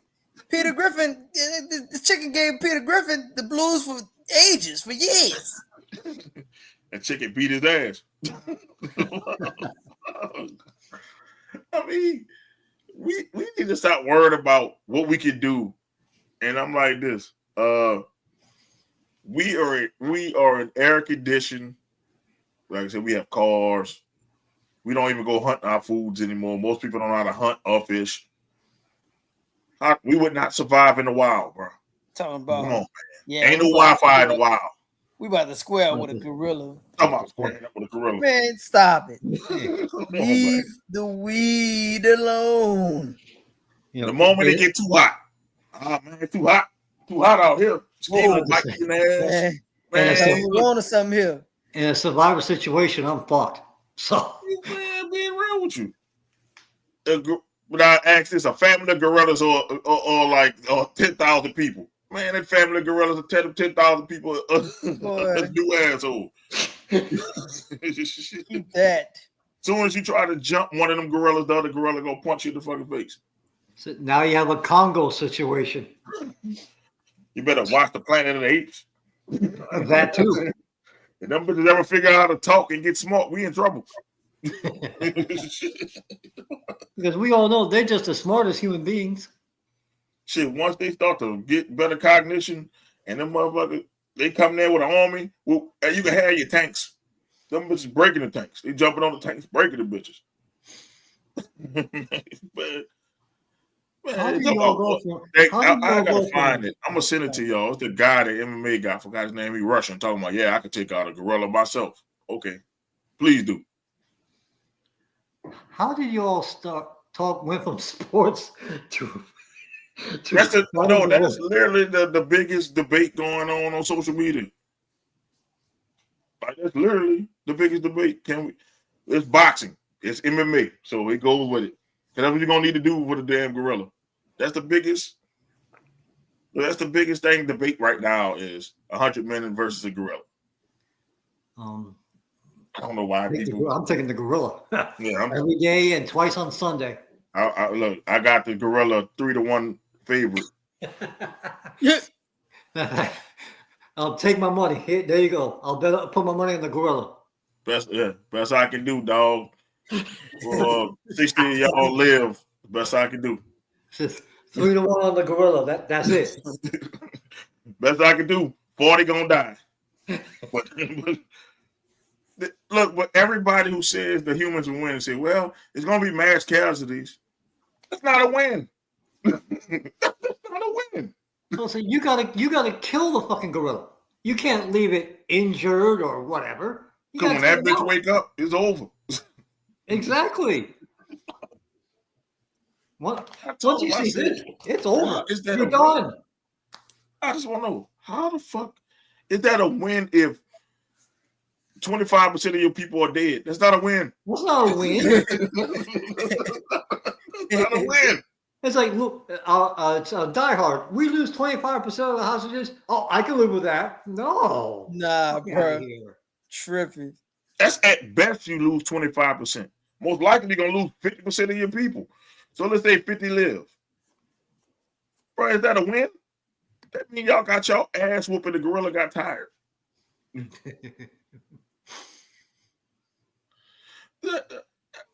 I'm just saying, like, people use y'all minds here, man. Like, y'all really think us privileged ass humans can go in the wild and fuck with any animal that lives in the wild that fights for their life every day?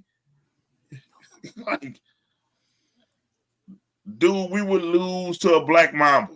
100 men versus a black mamba. We would lose to a black mamba because he would know how to hide and bite us.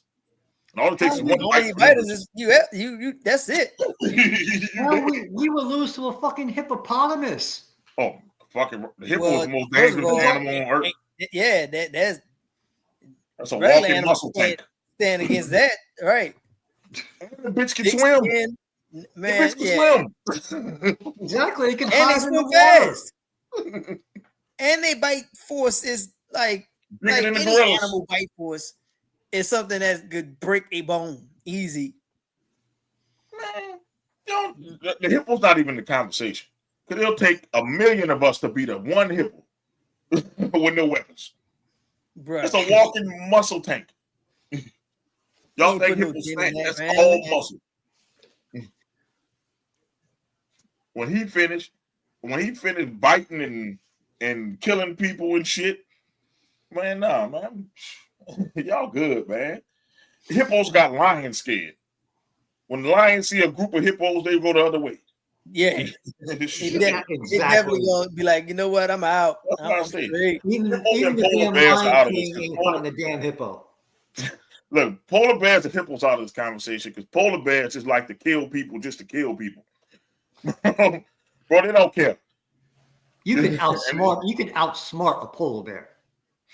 Yeah, but you ain't outsmarting that hippo. That hippo's gonna run over shit. If that polar bear see you, it's over. Like if you can see the polar bear, you already dead. That's what they say. If you can see the polar bear, you already dead. So, bruh, we need to stop these endless debates on what animal we could beat. Yep, we could beat a muskrat.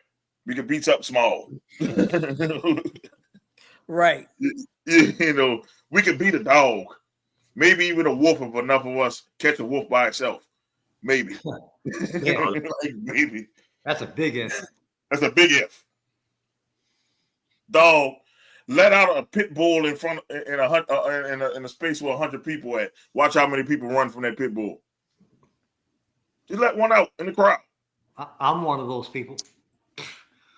Watch how that crowd go from 100 to 1. Shit. So we supposed to expect people who scared of a pit bull and Dobermans. We supposed to be like, you know what? Yep, we can take on that gorilla. Anybody grow up in the hood know what I'm talking about when they used to let them damn dogs loose and everybody ran for their damn life. Man. You got to bring that up. Y'all can't beat a pit bull one-on-one. My neighborhood bully, the dog that was a bully. I'll talk about chow chows. That was another one. I used to hate them damn things. Damn chow chows are evil. And I know I couldn't beat that bitch one-on-one. Huh. You think I would say, yep, a gorilla. Now you want us to square with a gorilla. You want to say, you know what? We're going to square. Y'all square no gorilla, man. These motherfuckers be tripping. Well, I was hoping Jay would be here so he can gloat on me about his dicks finally beat my Pistons. But he's not here. Well, I mean, I like the confidence that you had with the Pistons. And I mean, you know, I think y'all got hosed. Y'all got hosed in the one where y'all lost by 3. Yep. Like, I didn't watch it. I didn't watch it, but I'm like, say, bro, hold on, bro. At some point, y'all got to let these dudes play. Y'all can't just be out here just calling any old thing. And this is the time where we want basketball to be played. We don't care. We don't want the game to come down to y'all and this whistle and what y'all thought happened. No, the thing was, I wish they would have blew the whistle on that one. Because he tackled the dude mid-air. It was like a swan dive. He Jeff Hardy swan time bombed this man while he was shooting the 3. Yeah, it was a big cold shit. Stop. Should I put up the picture? This man's whole body was on this man, on a shooter. Bruh, like I said, I'm just saying. In the NBA, I have seen the foul call for less. I mean, the man was like all on him. Like, I'm normally like, okay, but I'm like, yeah, I'd have swung on dude if he'd have fucking landed on me like that. Like, bro, they're like, we don't know if he'd have made the free throws, and I'm not gonna hold that game now, even though that's a game we should have won. We should have won the game last night. We should have won game 1. That's us winning the series. We let the shit go because we're young. But I'm proud of them because I had the Pistons, and I could roll back the tapes going to the play-in and possibly losing. I said, man, look, I just hope we get to the play-in. And look at y'all. Go get Giannis and go win yourself a championship. Man, we got to give up too much to get Giannis. The Pistons ain't got it for Giannis. They ain't got it. Because that's too many pieces. We'll have to give up all our young pieces. Then it'll be Giannis and Cade and nobody else. Ain't going to be worth it. Because the way that the Pistons built themselves, they built themselves up, you know, for drafting, for being terrible for the past decade. So with this GM is going to focus on the guys that he has and the pieces that's already here. They're already solidified. They look what they did here. This was really house money for Detroit. Yeah. This did nothing against them. This is going to show that they have arrived. Like when I wanted this series for the mere fact what Detroit did with them boys in the regular season. And it was a in good the regular series. season.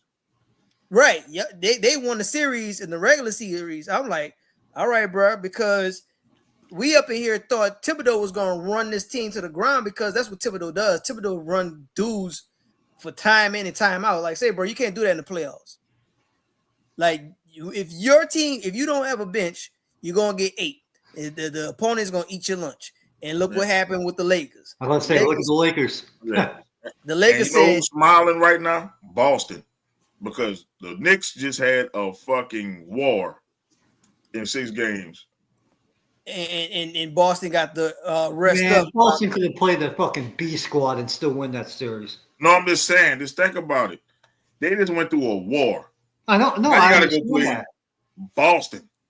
That's why I say Boston in 4. Because they're gonna beat the shit out of people because they tired. You're not gonna give them 1? Nope. And 4. 1, 5. 1. 4. It's gonna be 4 because they're gonna be so damn tired. And I would have said Boston. The Pistons would have won the series. How that series was played, I'd have said Boston in 4 for us. Because it was like that was an old school battle. They were fighting. They were tackling each other. They was doing everything. That's a lot. Now you got to go against a different type team. That's when the NBA was great. Yeah, so it's different now. So now you got to switch. What you wanted. That's what you wanted. Now, I mean, I ain't gonna take anything away from y'all, but I do want to address homeboy daddy being on that court. Oh, you talking about Halliburton? Yeah. Now, the horn sounded, and this dude immediately ran to the court. Now, I've only worked one game as a guard for the basketball team, and it does not matter because we're going to be there until after all the people have left the arena. That should not have happened, especially in playoff basketball. That was so dangerous. And shout out to Giannis for keeping his composure because I'm 90% sure Giannis didn't know that was that dude daddy right then and there. And this dude is he is freshly off of competing 48 minutes and he gave it his effort and lost that game. Giannis is almost 300 pounds, bro. We up here talking about gorillas versus people. You up in here squaring up with a dude who's literally he works out every day. He's literally close to take to a human gorilla. Right. Every day. The boy is 7 feet tall. And you up here running in this man's face, talking about this is what we do. Brother, you didn't compete. You wasn't out there balling. And if guess what? If Giannis swing on you, then ain't nobody from the Pacers coming up in here to help your back. Your son will. Once he see what's going on. One-shotted. Son gonna get one-shotted. But if Giannis would have swung on you, brother, that'd have been it. So I mean, I can see get in the heat of the moment, bro. But that what happens now when the Pistons got to go ahead and play whoever wins out of the series? Matter of fact, no, they got somebody they playing. No, you mean the Pacers? The Pacers played the Pacers. I'm sorry. Pacers play Cleveland. But y'all got to play the number 1 seed. So what happens when y'all go in this series? And I don't know, Cleveland on something He's right banned. now, bro. The daddy can't come to more games. He's banned. Well, yeah, that's what I'm saying. But I'm saying, suppose if this was not the case, suppose he was just excited and he caught Giannis in the hallway or whatever. Yeah. It would have been a Giannis would have beat the dog shit out of him in that hallway. But like you up in here, yeah, this is what we do. Well, now what? Because now you got to play the number 1 seed in Cleveland, and Cleveland on something else right now. So, I mean, don't get me wrong, it's a good matchup, but again, Cleveland is on something. Cleveland on some. Say, bro, Spider said when he came here, he wanted to win this championship, and we're gonna get this one without LeBron. Yeah, I'm like this. You know, you can't be on the court, like especially if you're gonna be on the court, like with family and all that. You should not get in another player's face. It was an incident what happened before. It was Matherin, and he was holding Matherin talking, and then him and Matherin were about to get in the fight, and that's when the daddy ran onto the court. And I'm like, that had nothing to do with you. That wasn't your son. That was nothing. It had nothing to do with you. Let those people, you know, handle their business. You are a spectator. Yeah, that's what I'm saying. Like, you are a spectator, and it's like in wrestling when you jump the damn guardrail. Yeah, them boys off the entertainment mode. Them boys, they men right there. At that point, yeah, I was just thinking about Malice in the Palace. I'm like, good thing they was in Indiana, because they was, let's say they was in Milwaukee. He would have gotten beat. He'd have gave license for everybody else to get into that court. So I mean, that's the thing that made it so dangerous, because the horn literally had just sounded, and he was in that man's face. Probably because where they were in Annapolis, and they know him, so they probably said, it's just, oh boy, Dad, we're gonna let him go, even though you're not supposed to do that. You're not. Now, whoever let him go might be fired. He probably got fired for that. Now he lost. I don't know about the procedures in Indiana, but I know down here, yeah, you're done. You're done. You're done. I mean, I don't know if the procedures have changed that much, because it's been some years. It's been about a handful of years. You're fired. Trust me. Because my wife they tell us, well, again, it's been a while, but they told us that we couldn't even watch what's going on. Nope. On as far as the game is concerned, when you're working. Like, if you're caught like that, then that messes with your money. And if they call you back, because they do it they call you and tell you that they have these events. So again, I don't know if they changed it like that, but no, they don't supposed to watch. Right. They don't supposed to watch. Yeah, you're not supposed to catch it. You're supposed to be watching what's going on with the audience and the crowd to make sure that no one's running out there or whatever. Like, when I was out there, I had the pleasure of, they literally just gave me the task of being the person that spots everyone else. So I'll be the person that be like, hey, you want a break or whatever, go ahead and take your business, and I'll just move on. 9 times out of 10, I wasn't doing anything. Like, I was just out there just to say I was in the atmosphere. And I'll be, talking to people that's there. But other than that, like, I know that for sure down here, but I don't know what their procedures are. Because I guarantee you, that's what happened was they know who he was, and you know what? That's the star player's daddy. He's not gonna do nothing. Let him go. Let him go see. Celebrate with his son. Then he does something stupid. So that's why they don't. They tell you don't allow nobody on the floor, because then somebody does something stupid. Now people are gonna be like, "Where's security?" It's gonna give license for everyone else. So yes, yeah. So. Yeah, he probably gets preferential treatment because he's Halliburton's dad. And that's why they probably didn't stop him, because you know who all the VIPs are, and he's a VIP probably. I'm saying most likely he's a VIP. So it sucks that he did that and took away from his son's moment, because he did. And now I'd have told my pops, and you're wrong for that shit. You don't go in Giannis's face. But if my pops, it would have been different. Giannis would have probably ran. What I'm just saying. Shit, Giannis would have definitely ran. Pops was blowing you up. Pops would have one-shot and got Giannis before. That's why I would say, oh, Lord. I'd have probably ran and stopped my pops. But, yeah, but I'm like, you look at it as bad optics for the NBA, because it's like you just letting people come on the court. Yeah, that went way too far. Like, it should have been right then and there. Security should have, really should have ran up to your boy and be like, "Say, bro, nah, that these people, the series is over. Like, let your boy celebrate. and these people gonna be on their way so they can be out. They can do their presses, and we're gonna move forward. Like you want to do that in the hallway. Do that, He ain't doing that in the hallway. He knew.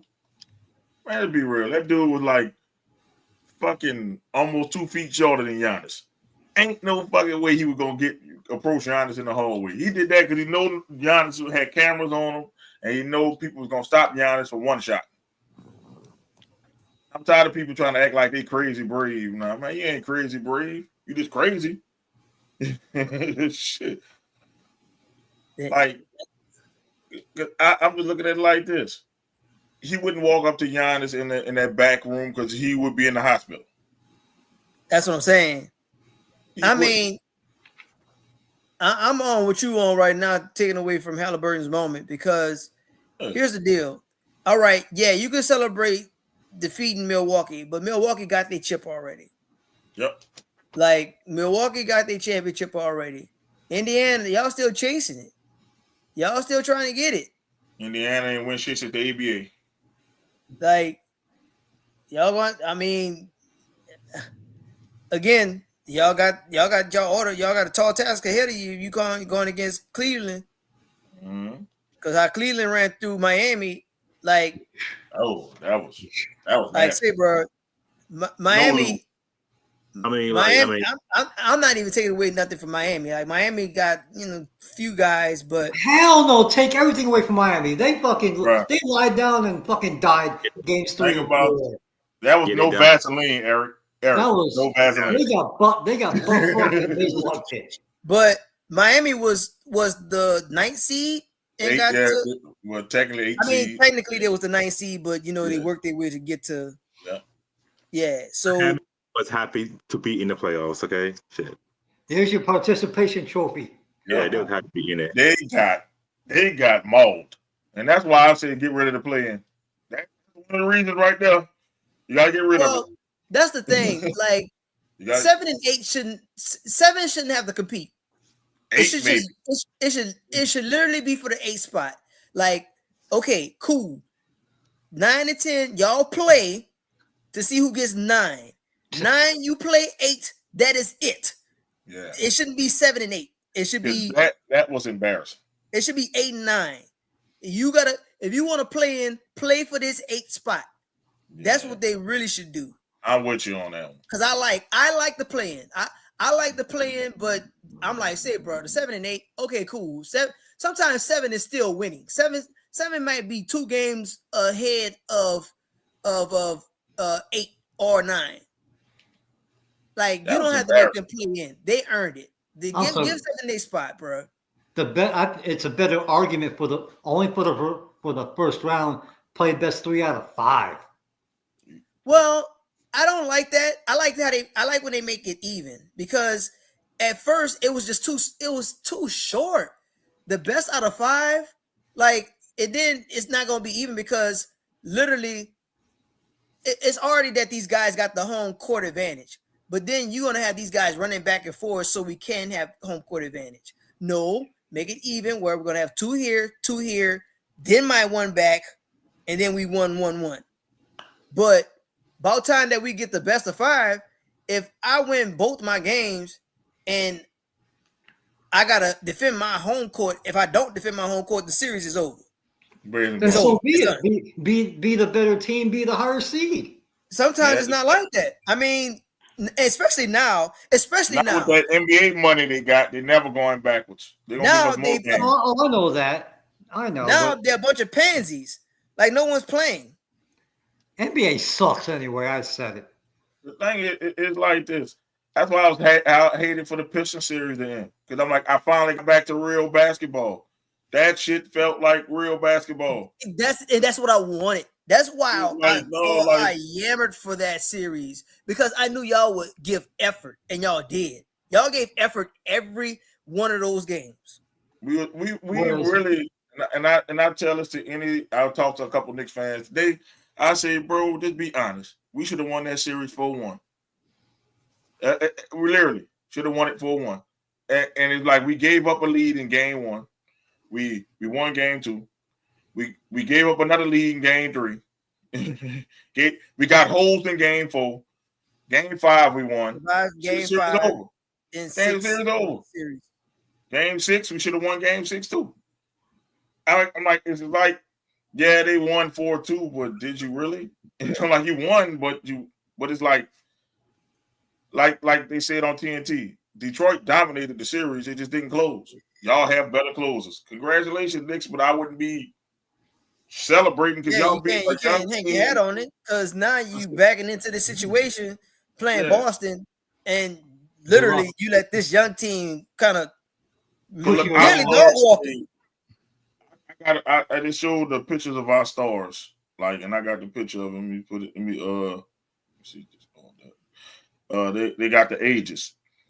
Ryan Holland is 19. Jalen Duran is 21. Asura Thompson is 22. Jaden Ivey and Cade are 23. That's our stars. That's 5 stars under the age of 25. Young. So I'm telling people, you don't think they're gonna grow next year? I said, you don't think they're gonna be a beast next year? And Jaden Ivey was hurt. And I think Isaiah Thomas is on. I'm not Isaiah Thomas. Isaiah Stewart is under 25 too. If you want to add him, we got all these people under the age of 25.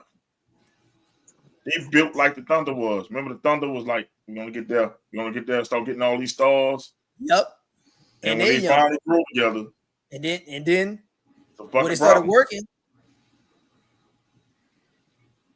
your super team shit over with now. People gonna build through the draft now. Like getting a super team, showing it's not working to the Lakers. Lakers got a super team. You ain't got two closers. Phoenix Suns. How'd that work out for them? Yep. You got your team for stars. You need a bench. Well, especially in playoff basketball. LeBron is old, and then Luka just hold on. He's the white LeBron. Let's be real. They don't play defense. They play the same. They basically traded for the same. They had the same player on the team. Whoa. How old is LeBron again? 40. Look what he did this season. Come on, don't take nothing away from that man. Because I will. He ruined the game of basketball. He has ruined it. Well, he's fine. He did what he did, but does it equate to wins? No. LeBron wouldn't be in the playoffs if it wasn't because of Luka. Let's be real. Think about this. This man you get rid of Anthony Davis, who was the only person who played defense. That's it. You got your biggest weakness is your front line. And you go get Luka. I understand you can't turn down Luka. I get it. Because LeBron old. But you didn't try again to get somebody else to help you as a center on defense. They tried one trade. The dude was so deemed not healthy enough. Then he come back out, play the rest of the season. So I'm like, I don't know what happened with that. You didn't try to get any more centers to come to LA, and that's why they lost. They tried to get that one center from I know, but he played the rest of the season. They say he wasn't healthy enough, but that center played the rest of the season. And they got Mark Williams. It might be a different series, but Rudy Gobert looked like Wilt Chamberlain out there. Hey, man. Listen, you know how much we shit on Rudy Gobert on this 28 and 24. Close it out. Rudy Gobert. First you let Rudy Gobert get Wilt Chamberlain numbers on you. That's the issue. Because Austin Reeves was on him. I don't know why. Why? That's JJ Redick as a coach. Why? I mean, y'all Lakers fans coming for my Pistons, but shit. At least we didn't let nobody have Wilt Chamberlain numbers on us. I gotta tell you that. Rudy Gobert looked like he was a superstar. Now watch his next series. He's gonna be unplayable. Your biggest problem, Lakers fans, y'all just want to keep getting stars. Y'all don't build a team. Last time they had a team with Shaq and Kobe. Shit, really? Oh, we're gonna say Kobe and Paul, I guess. Kobe and Paul Gasol. How long ago was that? They keep trading away their damn assets. They keep They keep on doing that. Like that formula doesn't work. The first person I would trade is LeBron James. I keep saying that. You can get assets for him, and you can build a team. The thing about that, Man, I'm pretty sure he has some sort of no trade clause. Yeah, well, I say either I'm gonna trade you or you're gonna retire. He's the coach. He's the coach. That's what I'm gonna tell you. He is the coach, yes. Yeah. The thing about that, no one's going to pour that kind of capital into LeBron anymore. For the mere fact that this is pretty much the swan song. These are the last years. Like he don't know right now, but everyone knows, and I don't know. I don't know. This is just my guess. I honestly, he's gonna want the farewell tour, but I honestly think LeBron is just gonna walk away from the game for the mere fact that he has the stuff, he has his championships, he has this record, he has every accolade that the NBA would have to offer, and I honestly think he'll be like, you know what, I don't want to take the shine away from these young guys, or particularly from his already camp, doing it. from He's his son. now.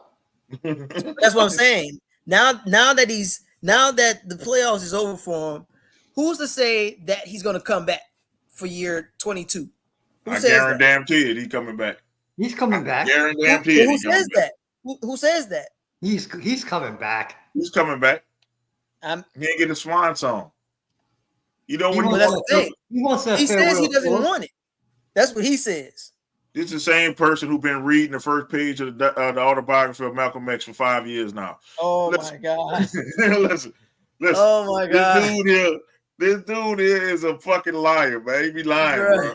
How many books you read, LeBron? A bunch. No, you didn't call this man out on it. Listen, he gonna want. You know what he want? He want his farewell tour to end in a championship. That's what he wants. That's exactly. It's not going to happen, LeBron. You can play till you're 60. It's not going to happen. The Lakers are not going to win another championship. You know, you should have retired in the pandemic. That was the last time y'all won a championship. You could have retired on time. But no, LeBron, you want to come back? I want to play with my sons. Okay, play with your son. Nah, okay, cool. I think he's going to play until Bryce get the league. He's going to try to get Bryce on the damn Lakers. Watch. Oh, God. Watch. No, get Bryce on the Lakers. He might 1, 2, 3. He might be tired, but become an owner, become like a shared owner of the team. It won't be the Lakers, but maybe Cleveland. I don't think he wants the pageantry, because I mean, but LeBron is all about pageantry, though. Yep, he is. Everything about him says pageantry. I'm just going on what the man said. The man said it, and I don't know. I'm not in this camp like that. I'm gonna put it this way: I'll believe it when I see it. All year, LeBron is the owner, the coach. He's everything. So watch. He's gonna become once he retires, the NBA gonna get better. Yeah, he'll probably become a head coach. I hear you, like with him, Steph and KD retire, the NBA gonna get better. They're gonna stop with all this soft ass ball, and they're gonna get back to the youngsters. Want to get back to the old way of playing, man. Like all the young teams play the same way. They play hard, they play fast, they play defense. It's only these old guards that's doing that, shooting the threes, and I mean, it's just we gotta shoot as soon as we cross the half court line. We got the green light right then and there. It's unwatchable. That shit unwatchable. Don't get me wrong. Steph is amazing to watch. When it's done by Steph, I can watch that. Yeah. But for everybody else, defense too. He played defense. He tried to, but yeah, he played defense. But that's what I'm saying. Everybody thinks they're gonna do what he does, but they don't. They're not doing it at the rate which he done it, because you can see him since the days where his dad was playing for the Hornets. I'm sorry, was playing for Toronto when he was up there practicing and doing these shots. Like he's been doing it since he was a kid. Like, yeah, it's gonna be second nature to him because he's been doing it for so long. And these guys nowadays, all right, cool. Yeah, big men can do stuff too, but big man, if you out here trying, you attempting these 4 threes per quarter. I don't want that on my big man. Carl Anthony Towns. I don't want that on my big man. Say, bro, okay, cool. I'll give you one attempt a quarter, or at most 2. I'll give you 2. But you on this 4 and above and north of 4, bro. I ain't trying to have that all game, bro. Go clean up the glass, bro. Because I can't even get these shots if no one's there to give me the boards. If no one's there to crash the boards. Like, get your big body down there. How else I'm supposed to do it? Because if my guard, in particular, I'm thinking of, my favorite guard, Chris Paul, 6'3", say, bro, that ain't going to work. I'm not getting the board that way. I'm not doing that. I'm not getting that. With you. Get your big body out there and give me the basketball back. If this man missed, because everybody ain't Kobe. And nobody got Kobe's work ethic out here. Kobe was the only one that I know that said, "Say, bro, this man has shot so much with his left hand when his right thumb got broke." Dude said, "You know what? I'm just go left, and we just gonna work with that." Now you gotta figure out which hand I'm going up with. How I'm pulling up. Well, that's like Boston. Like everybody shoot a 3. Like everybody only shoot 3s. The only thing with Boston, they know how to play defense. That's the only reason that saves them is defense. If they know how to play defense, Boston will be trash right now. And it's just, you know what I'm saying? Good luck, New York. I'm happy y'all got out the first round finally. It took y'all, I don't know how many years, but I'm glad y'all got out the first round. It was yeah, they set that shit up anyway. The NBA is smart, man. They set that. They had a no on that Detroit New York series. It was no wrong way to go because the winner was gonna play Boston, which was both of them were Boston rivals back in the day. So they set that shit up so they could have an exciting series because I think Cleveland is gonna destroy Indiana. I don't think it's gonna be close. I wouldn't say destroy because it might get destroyed. From what I saw against the Heat, Cleveland is the best team in the playoffs. No. Don't compare them to the Heat. The Heat in the playoffs, right? What I saw in the playoffs. They lie down for them. Come on. I'm just saying. What I saw in the playoffs, goddamn Cleveland looked like they better than I thought they were. Shit. They were destroying the Heat. They destroyed the Heat. I will be shocked if Pat Riley still has a job after the season's over.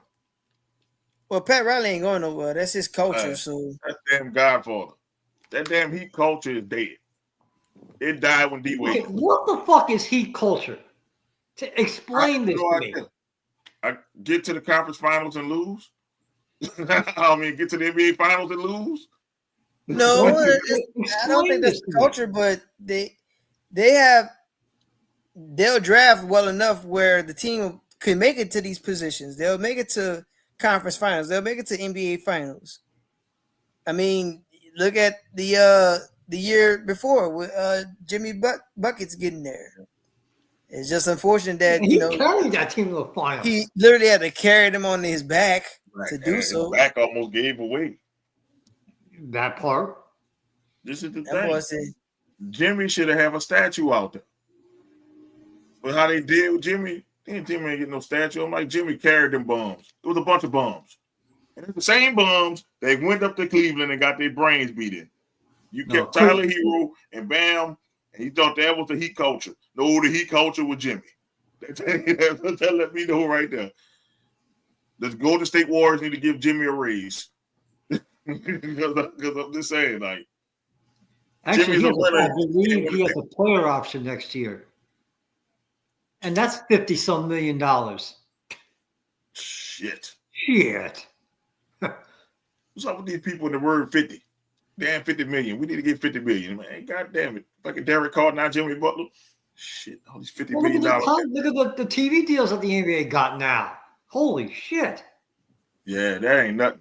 Yeah, it's a different pot now. It's, with people making money, and I'm not saying for the everyday man, but for people who's investing their money and doing these I don't want to say they get rich quick, but some people, know the market. Some people, put their money into the market, and it's literally. And I don't know, which trades, but I know you have a combination, including some of these companies that will guarantee you at least, sometimes 4 figures, sometimes even 5. And some people just be like, you know what, this is, the easiest money. It's like, it was something I could afford to lose. And I had, this minor downside, like this was a potential that it could go south.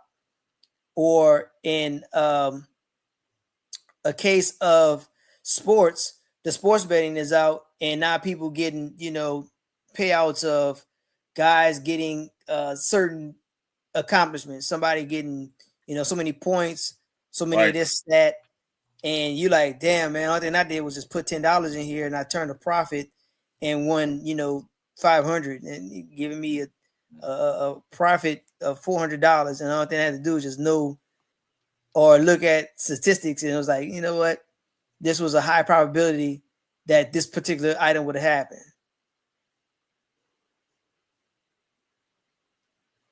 Yeah, it's I Warriors don't get those the NBA deals. I think they come for another one. I think another NBA deal supposed to be coming up, huh? I think so. Shit, they have them look like they have them every year, damn near. Having a tournament like that's due to the TV deals.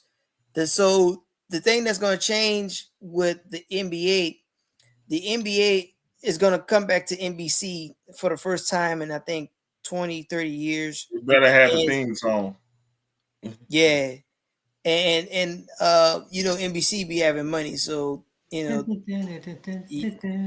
know when somebody says they're gonna buy NBC, that's Lord, that's usually the code that something about to go down.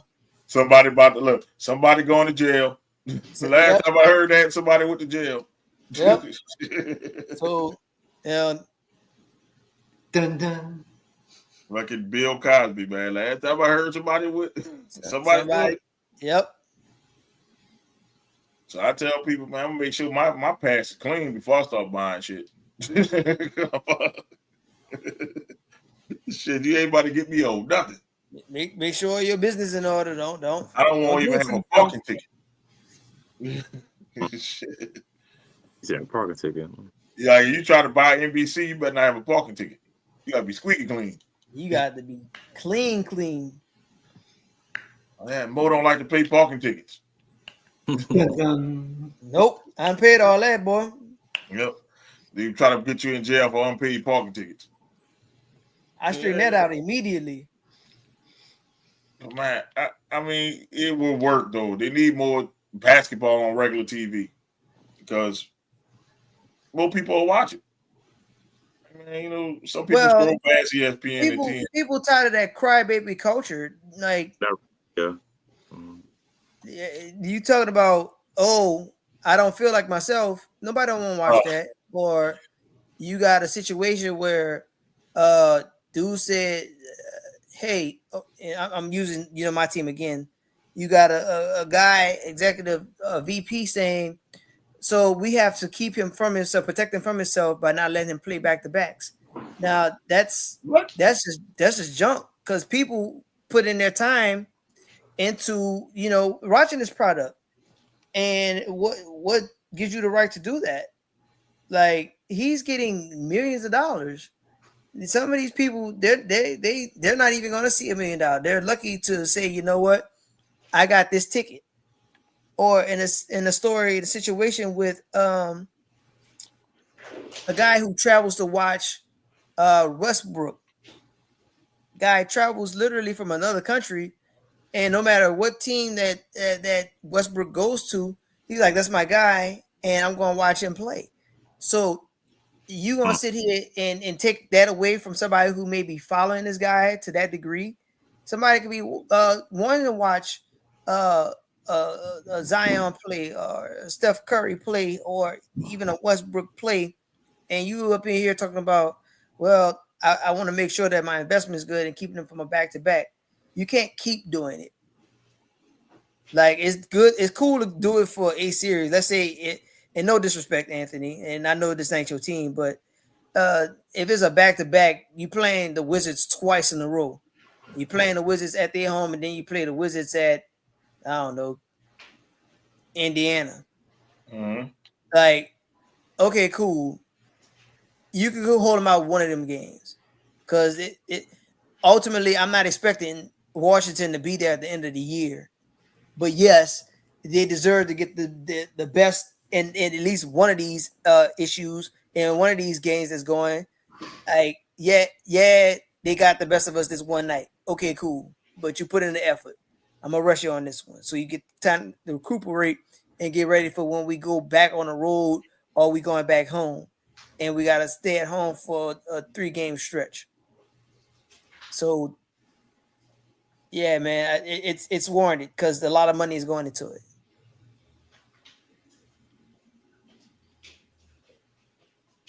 Yeah, man. I just hope this move to NBC makes it better, because sometimes, I forget those games on ESPN and TNT though. I really do sometimes, and it's like, maybe if I'm just scrolling regular TV, I see it. You got more access to more people to watch it. Because they're showing on TV. That's what they're showing on apps. Yeah, Well, everything on apps, and then you don't want to get the app, and then it's like you got more. I think it's okay. And what they need to do is this: expose people to new teams. Stop with the Lakers. Stop with the Warriors. Stop with the Celtics.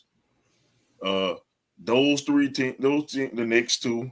I mean, show people different teams. There should be a different team every week during the season. They got enough games.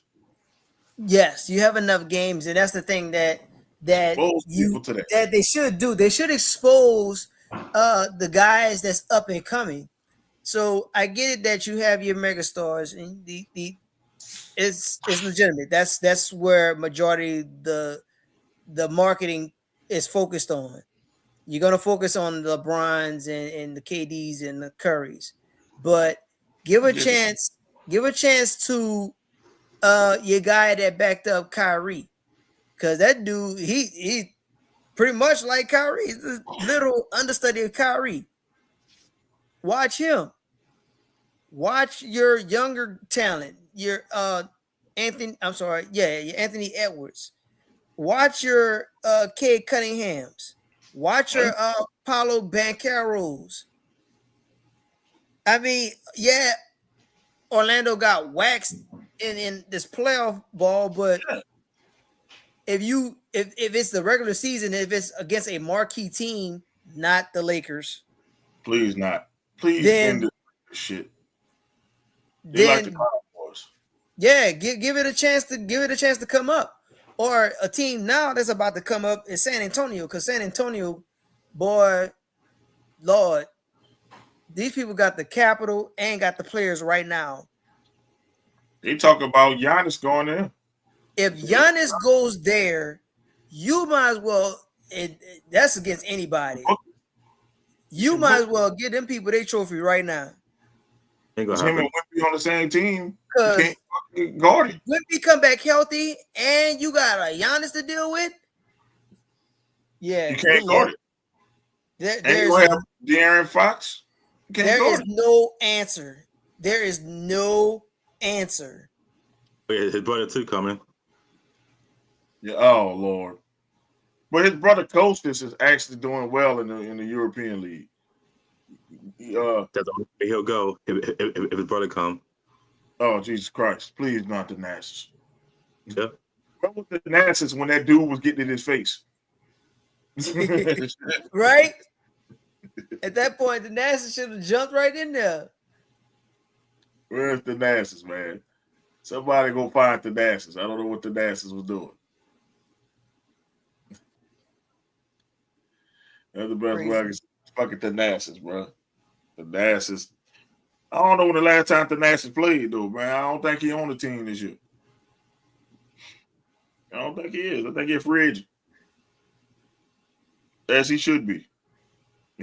But, so it's a chance. So is there a chance the Rockets will sweep the Warriors, or the Clippers will sweep the Nuggets? No, not sweep, but you mean B? So Houston just tied up the series against Golden State. So they forced Game 7. Game 7? To go back to Houston. I mean, and the Clippers too. For a reason. Houston will win the series. I'm gonna say it. The Warriors. Fucked up. Yeah, the Warriors should have ended the series tonight if you wanted to win this series. But overall, if the Warriors lose this series, this should be it for that. For any piece, I think you should get rid of all the pieces and then start getting younger. Yes, Steph and Draymond. So Draymond need to go. Draymond was talking about retiring, so maybe he might retire. But at this point, and no disrespect against Steph, because Steph, he got his ring without the help. When it was him carrying the team, he got the ring. He's proven that he belongs in the conversation. He belongs in the conversation with guys that's going out there and competed in one of the greatest, because he is the greatest shooter of the organization, of the association. Right. Like that's bar none. But he stays. You need like a veteran there. I think they're gonna let him stay, but Draymond got to go. Well, that's what I'm saying. It's time to turn the page. Like, all right, it was the big four. It was Steph, Clay, Draymond, and whomever else entered. Whoever you want to put in there. Mm-hmm. But at this point, it's more of having a bench. And it's you guys got to start over again. Like, Steph been there for a minute. And you've been there, what, 13, 14? A long time. So, yeah, get past that point and then just build the team over again. But that Clipper series been one of the best series. There was another good series. They've been back and forth. Told you those people on the Clippers. But Kawhi turned into the Kawhi we thought he was going to be all the way. He's finally healthy. Took him, 3 years to get fucking healthy? And you know what? Since we mentioned Kawhi, I really want, y'all need to put respect on Kawhi, because if were to happen, because I don't see it happening against this Denver team, because Denver, they're still championship caliber. Like they still got the genetics of a championship team. But with Kawhi, if Kawhi were to make the Clippers a champion, that would be Kawhi's third championship team. Everywhere he's gone, a championship has followed. You're right. And y'all need to start entering him in the conversation. But the thing is, you know what keeps him out? Injuries. The injuries. Like, if Kawhi was available and he done this, right? It would be great. It's like if he was never injured, think about how many championships he could have possibly had. He had some great squads around him. He did. Whole time with the Clippers, he's been hurt every year. And if they could make it to at least the finals, because the closest they got was with the Chris Paul going against Houston squad, and if Kawhi could get that team past a conference championship and get them to the finals at least, and make it interesting, at least 2 games, man, that's a career. That deserves to be in the rafters at least, because you already talking about putting. If we talk about rafters, they're already talking about putting Carmelo in the rafters for Denver, and also talking about putting his name in the rafters for New York. But either way, Carmelo, yes, he is great, but he hasn't gotten his team to a conference final before by being the guy. And if you're gonna put his number in the rafters for Denver, I mean, it's only fair that you put Jokic 15 up there as well, because he got you a chip. It got to be Jokic first. Like, well, I don't know, because Melo been out the game for a minute. He been out the game, what, 4 or 5 seasons now? Yeah. The man is a triple-double every game. He going in first. He could be a triple-double, and I get that, but he's still playing. Melo's 15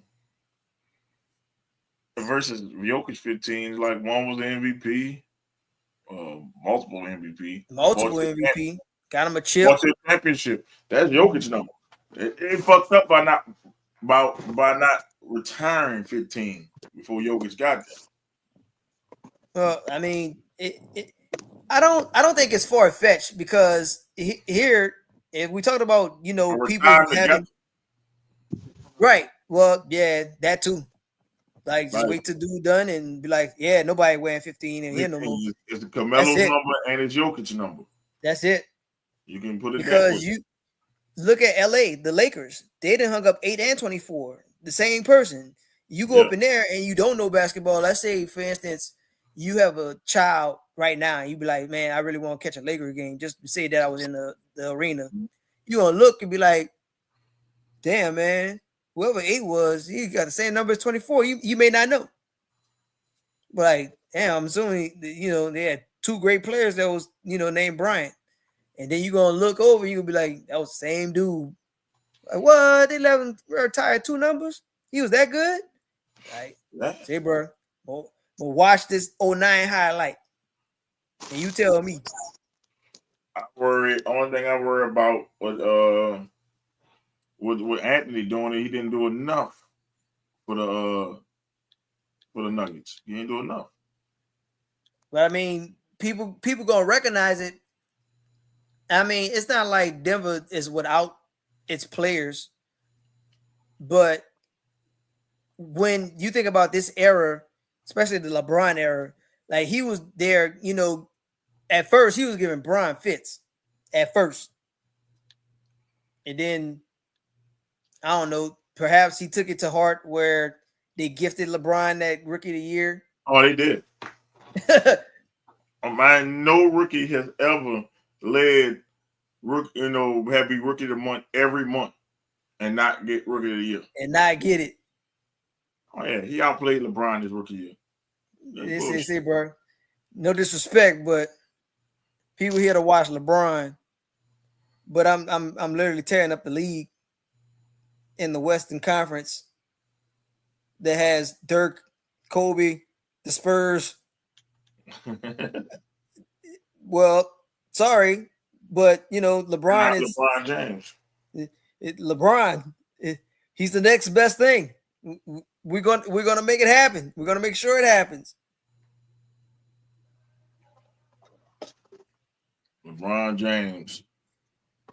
I said LeBron James got over on got over on him. He got over and got that Rookie of the Year. But you know, you gotta give him that, because now he has damn near every award the damn NBA had except for Defensive Player of the Year, because he fucking sucks at defense. Except for like he ain't playing no defense. He ain't playing defense like that. Especially for the Heat. But when he played for the Heat, he played defense. That's the last time he played defense. Like, so, yeah, you know, like you said, I hope he retires after this year, because he's gonna start getting really bad, as you want to say, like really bad, because people gonna be like, all right, now you milking it now. Right. At some point, you're gonna have to walk away from it, and I mean, I think he's scared to. I don't think so. I think. I mean, I really don't know at this point what he's chasing. Basketball. Think about it. His whole life he played basketball. Yep. That's all to walk away from if you've been played it your whole life, literally your whole damn life almost. Most people don't want to walk from that. Most people don't want to they don't want to face that truth. That truth is, hey, life after retirement. I mean, yeah, he might go nuts. He might come back. Like Tom Brady said, F my family. I'm going to play. I'll retire. Nah, that boy got 2 months of home life and said, F that. Boy Brady said, look, some of these kids, boy, that was not the move. I'm going to play football. He said, that boy's got retired. I'm back. That boy unretired to go 7-10. And the other day, he retired again? Yeah, then he retired after that last season. Like, oh shit, I ain't got no more. But I couldn't take it with these damn kids. That man said, yeah, that was not the move at all. Like Fox offered that boy $325 million to be a commentator. That boy said, nah. He said no at first because of the divorce. Yeah. Yeah, that boy said, I'm going back to play. Go on, play. Man says, I already lost my marriage, so I might as well. And man, look, he made that decision. I really wanted my wife. She told me, hey, no more football. Or you lose me. Well, I guess I'm not playing football no more. Right?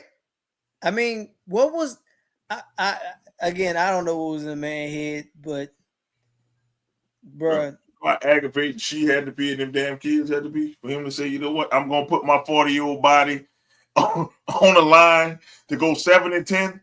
I have no idea what happened in that house, man, but you're both rich. Like that boy said, fuck that. I can't be alone with these kids. Say, bro. But what makes you say, you know what? I'm gonna just do football. I felt like getting my head bashed in. I don't know. What inspired that, man? Like, I don't know. Like you're not even chasing greatness anymore, because at that point you already had 6 rings out of 8 tries. Nah, you had 7 at that point. You had 7 at that point. So no, 7 came. No, you're right. You're right. You had 7 at that time. Yeah, because he still was married during that time. Yep. You had 7 rings, man. Like what else is there to do? You got 7 rings, dog. Shit, that man, I'm not dealing with this shit at home. I'm used to going. Look, I'm used to shit being done for me. I'm used to coming, going to football practice. I don't have to worry about. I might see my kids, maybe. for an hour, and then I go back to sleep and then go back to football practice. I want these kids for 24 hours. Nah. Yeah, I can't do the best I could do. Now I could see LeBron coming back to get a ring because of his son, to give his son a ring. But that's not gonna happen though. That's not gonna happen. He better give his son one of his. I'm about to tell you. Say, bro, you got 4 rings and 3 children. You can give a ring to everyone in your house. Give one to your wife and one to each of the children. Y'all choose the team. Yep. And you think about it, Bronny has to get better for that to even be a thought. Like, you got Luka. You need to make this Luka's team. For them to win, it has to be Luka's team. It can't be LeBron's team. He's the face now. Well, at this point, you need someone to crash boards. Like, if you're not gonna play defense, at least, hey man, if we miss or if I miss, then somebody get this ball, get it back to me, and dish it back out. Listen, LeBron is 6'8". You better go be a power forward and fucking grab some rebounds. That's what he need to do. Yeah, man. Like, somebody do something. Shoot, LeBron don't want to play center because he gonna get injured. The same thing with AD. He don't want to play center because he'll get injured. Well, you better be a fucking center. You better be a damn center. That's what they're gonna need. The more you keep going this route, the Lakers ain't gonna never be shit. Right. Like, my thing is, how did they still able to get this talent? Like, getting Luka, wow, that definitely was a head scratcher because no one would have took that one at the beginning of the year. I thought it was a joke. Especially with Luka coming fresh off a finals appearance. And you like, okay, cool, y'all talking about, his workout habits, this, that, and the third.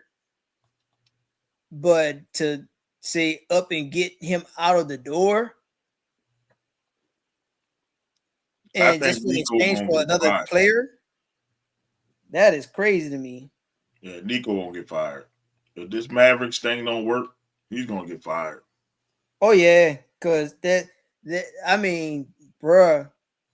I can see he's gonna get fired. I can see LA's willingness to get rid of AD, and nothing against AD, but AD wasn't, drafted by the Lakers. They had to give up a ransom for him. So they're like, okay, well, we got what we needed out of him. Now we can move on. But to trade Luka for literally just an exchange, that's unheard of, my boy. Yeah, and the thing is like you gave up a 20-something-year-old star to get a 33. I think he's 33, 31, 30. So he a 30-year-old something, 30-year-old injury prone star. And then that's a problem. Like, you traded for AD, and then his first game in Dallas, he got injured. And he was dominant that first game, and then got injured. Yeah, on a fluke play, hurt his groin, was out for the next 3 weeks, and then Kyrie gets hurt. In theory, it was a smart trade. Crap. Think about it. In theory, it was a smart trade to pair Kyrie and AD together. It was smart. I give them that. But they're two injury-prone players, and the injury bug struck. So the only thing for Dallas to do now, I'm calling Phoenix. Yo, what you want for KD? What you want for KD? He doesn't want to be there. Y'all don't want him there. What you want for KD? Like, what we doing? And now you pair Kyrie, KD, and Anthony Davis together. Now you cooking. But I don't know what Dallas has to give.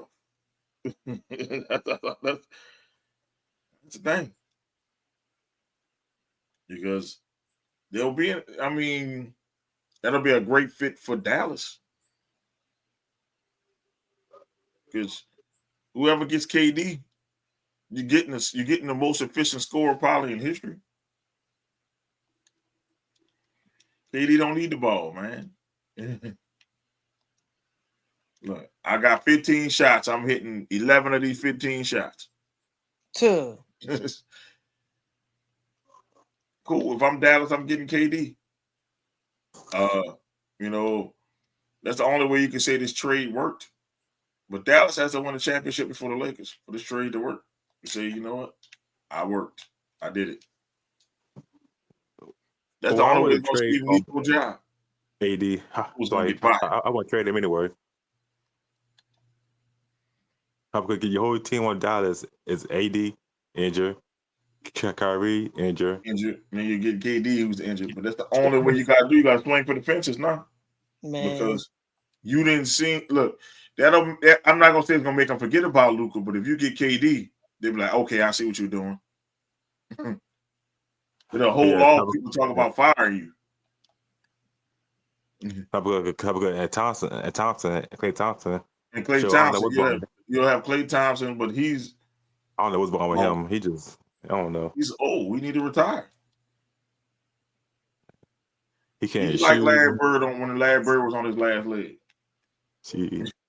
I don't think people remember how Larry was the last couple of years in the league. Larry couldn't move, and Larry couldn't even shoot.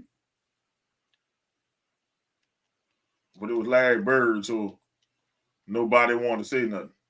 But that's what he is right now. That's Klay Thompson. And what they need to do with Klay, I mean, I said that was when they got Klay, I said that was a bad thing they did get Klay, because Klay is a shot fighter. He's shot. He's a shot fighter. He's done. All his good years was in Golden State. Mm-hmm. And you hope he can get Game 6 Klay. That's what you're hoping. But most likely you're not. That player is gone. Now, if you get Game 6 Klay for a year, you'll be good. You'll be good for a year. He got one more year left in him before it's done. And if I'm Dallas, I'm knocking on Phoenix door. How many first round picks you want for KD? I don't want to touch my team. What you want for KD? And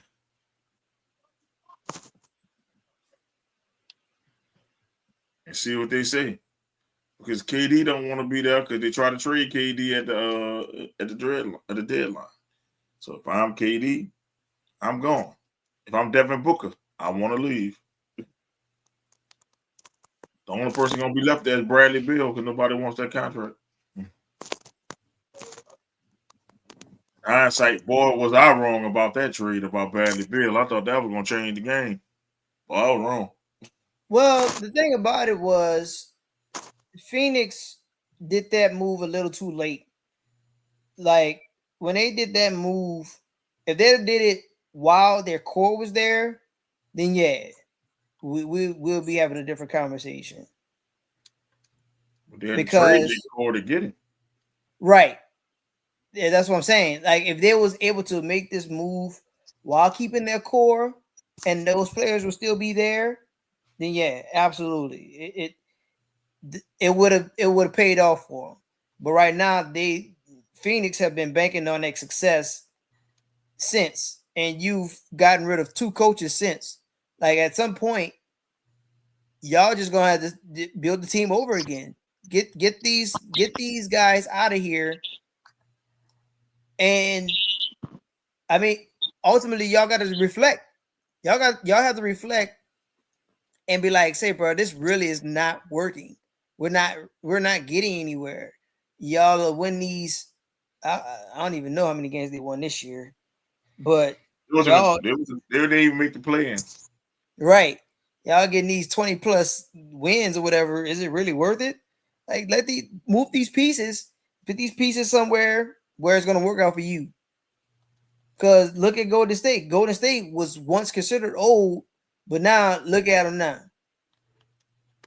Yeah, they got some nice pieces. Yeah, so the 2 oldest guys are the guys who got the chips already.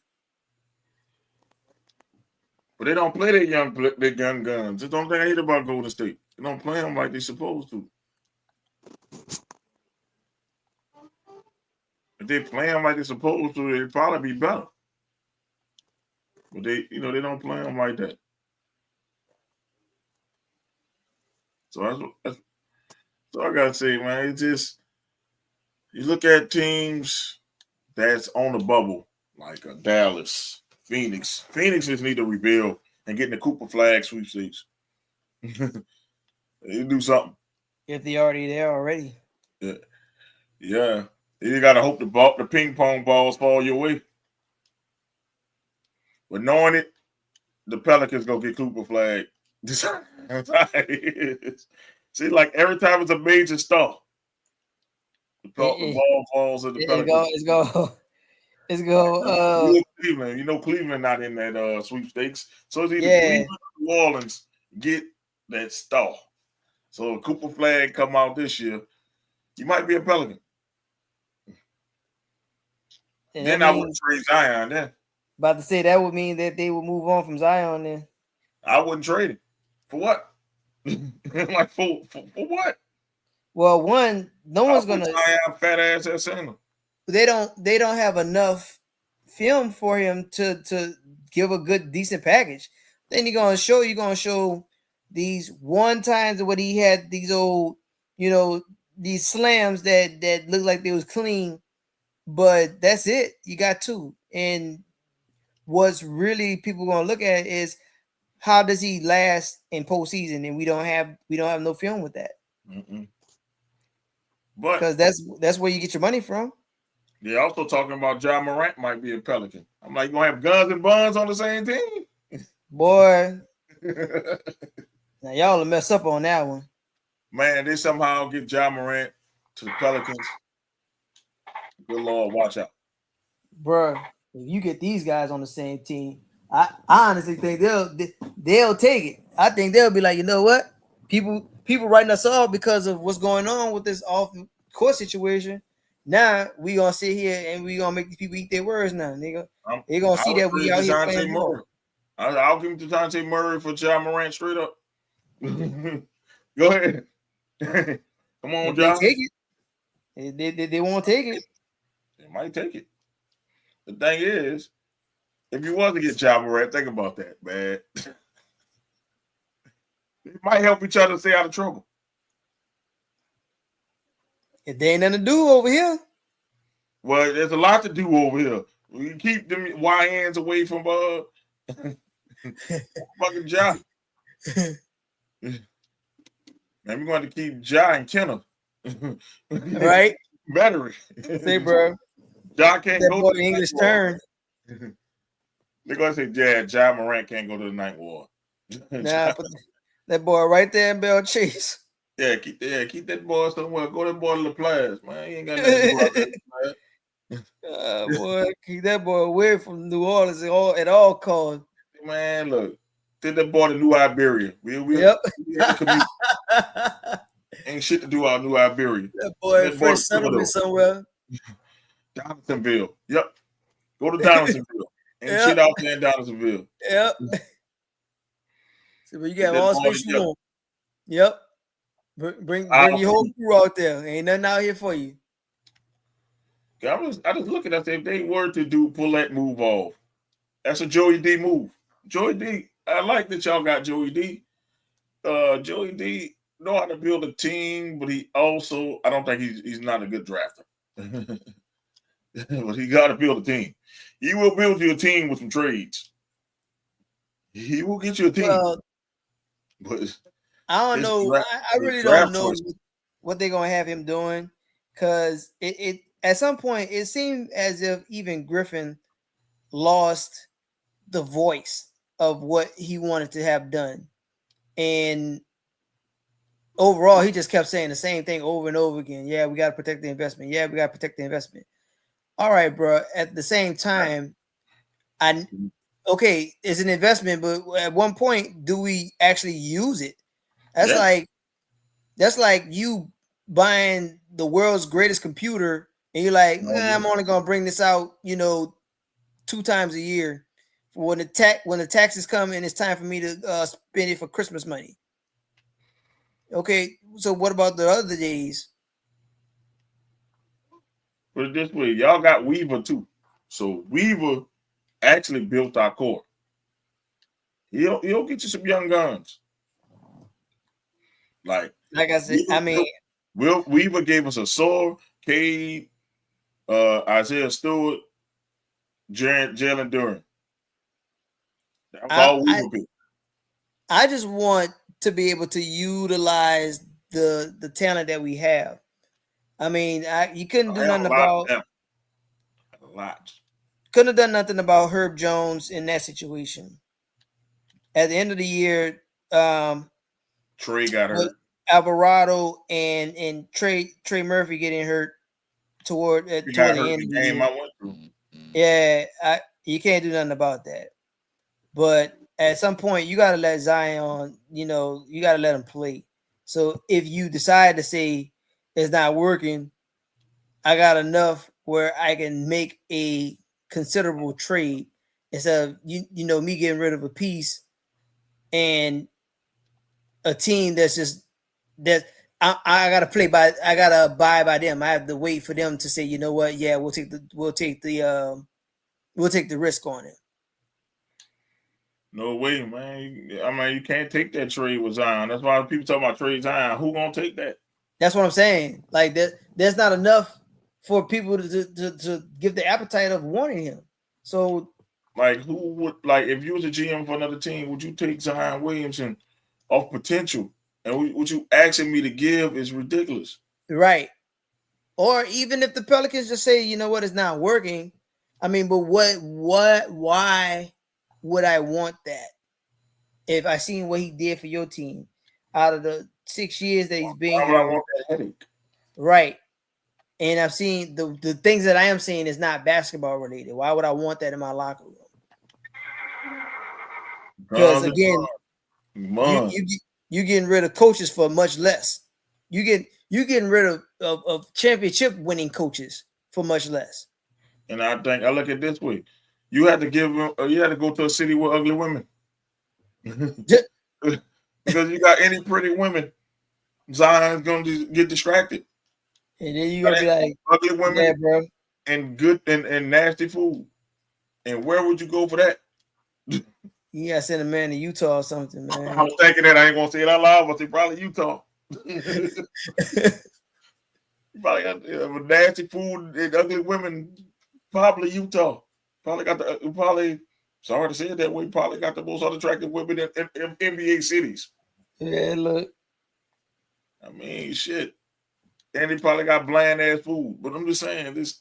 Yep. And boy ain't got no seasoning out there. You would have to take him to it. And if you're Utah, why would you take him? Because that's the reason why he's there is because he's not going to be distracted. Sorry, Utah. We kind of like we doing y'all like Chuck do San Antonio. That's big old women. That boy, big old women. You can't say that. That boy was slaughtering the people. And we're just saying, we're just going off the optics. We love y'all too in Utah. But we're saying, we're going off optics, man. Like, we had to rank the cities, man. I would think Utah would have uglier women than LA. I'm just saying. Right. Utah, we love you for real. We love you for real, but man, the truth is truth. You know that. Look, man, we know that, man. Look, you might have multiple wives in Utah, man. You know, the Mormons, so you got to watch that. He might end up getting multiple women and shit. So I don't even know Utah. So, but man, we go wrap it up here because I think Anthony went to sleep on us. He got quiet. And you tell me 10 minutes, and you did 3 hours and 23 minutes. Man, I don't stop no show. Man, it don't, man. I really don't know how I even did it. I really don't. But but I'm gonna start off my shout out doing something a little different. So Monday we celebrated Mrs. Doc's birthday. Phenomenal day.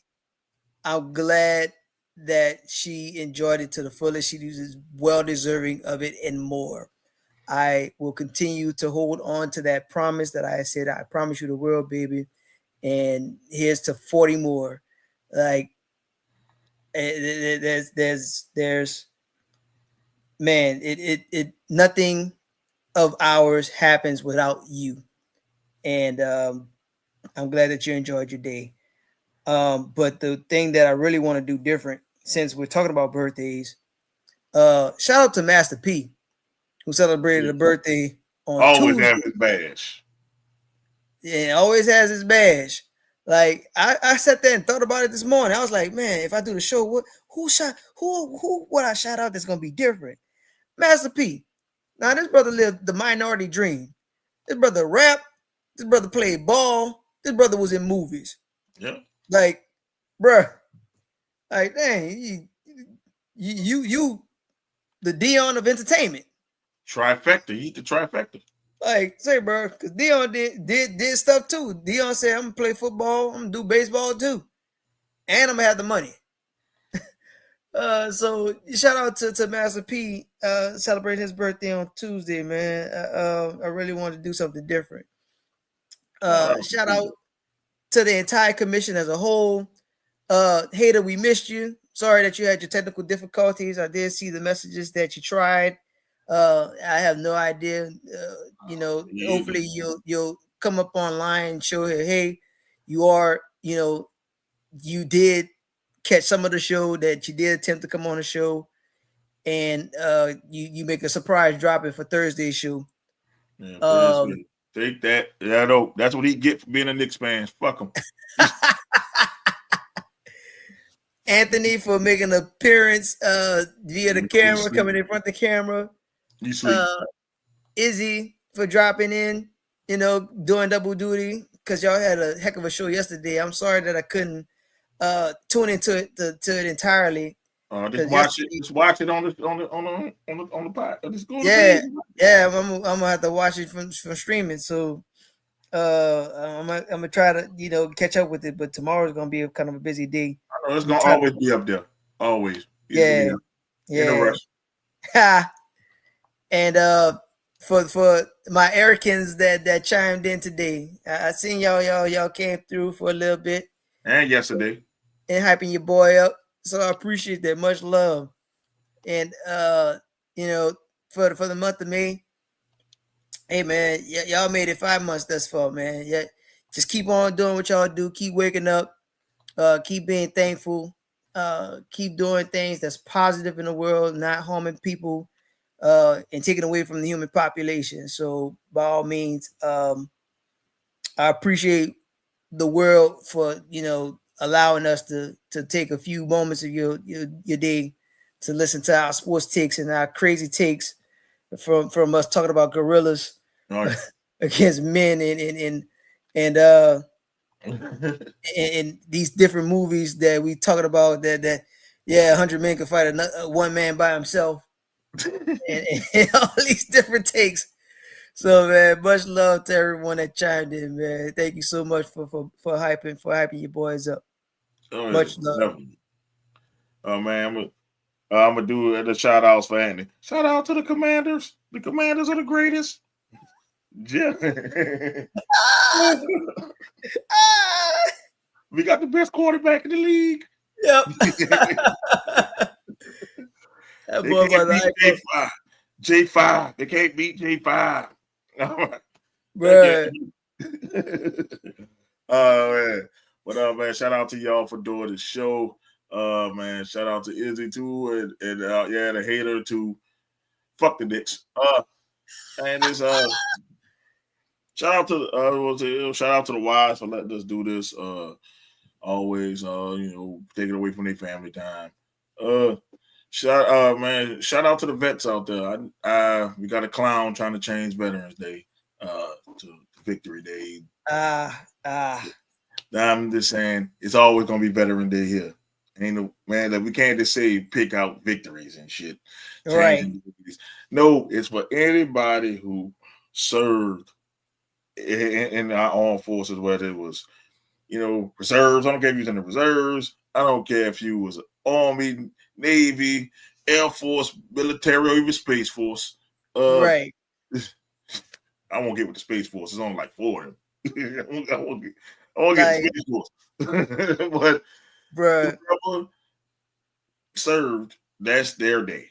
And we have a dumbass, and this is my views, not anybody else's views. We got a dumbass that don't know what Veteran Day is. It's not to do their victories, but mostly to remember their losses. Because they have lost colleagues, they have lost friends, family members.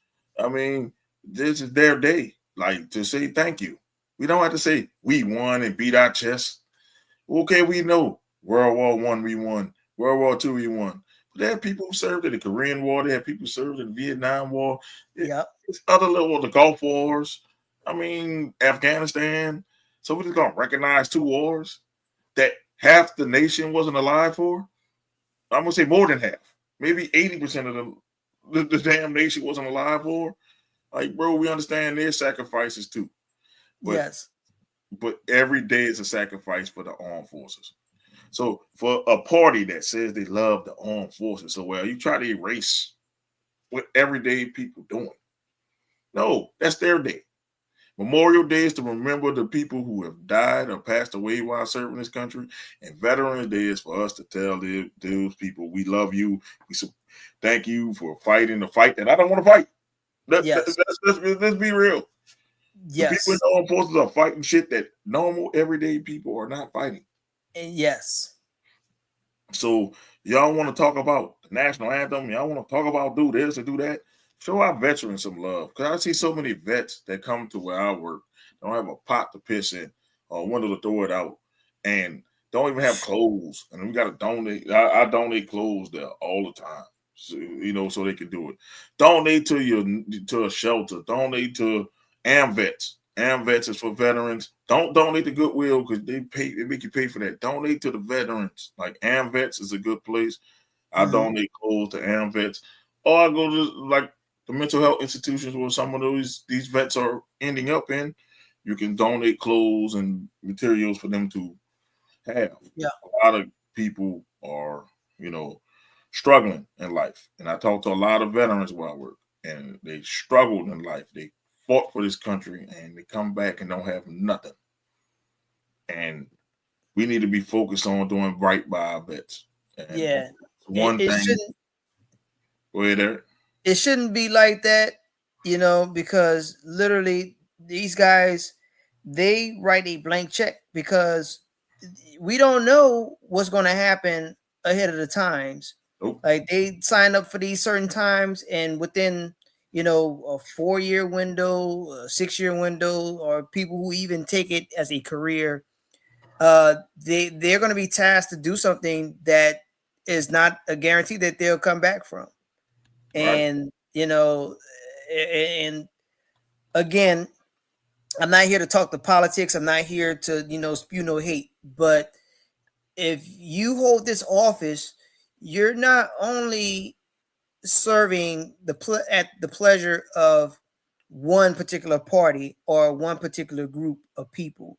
You're doing it for all of the country. That's rich, poor, people disenfranchised, all of that. Like, you're serving for everyone. So again, I'm not here to talk about who's there now. I'm not here to say who I have an idea should be there. Only thing I'm saying is that's what the title, the office, is. And that just caught me off guard when I saw that before I started the podcast. I'm like, this fool about to trying to change it to Victory Day. That shit sounds stupid. I'm gonna be real. It sounds stupid. It's gonna always be Veterans Day, and it's gonna always be Veteran Day in my household because I'm like, hey, show respect because I have veterans in my family, right? Fought, and and it's not fair to them. And I have seen how war has affected some of my own family members, and it's nothing pretty. And it's like, let them have their day. There's certain things the government or a person should not touch.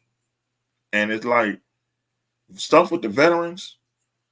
I'm one of these people, like, the veterans should be walking on streets paved with gold because they can give their life for it. They shouldn't have want for nothing when they come back. They gave their life for it.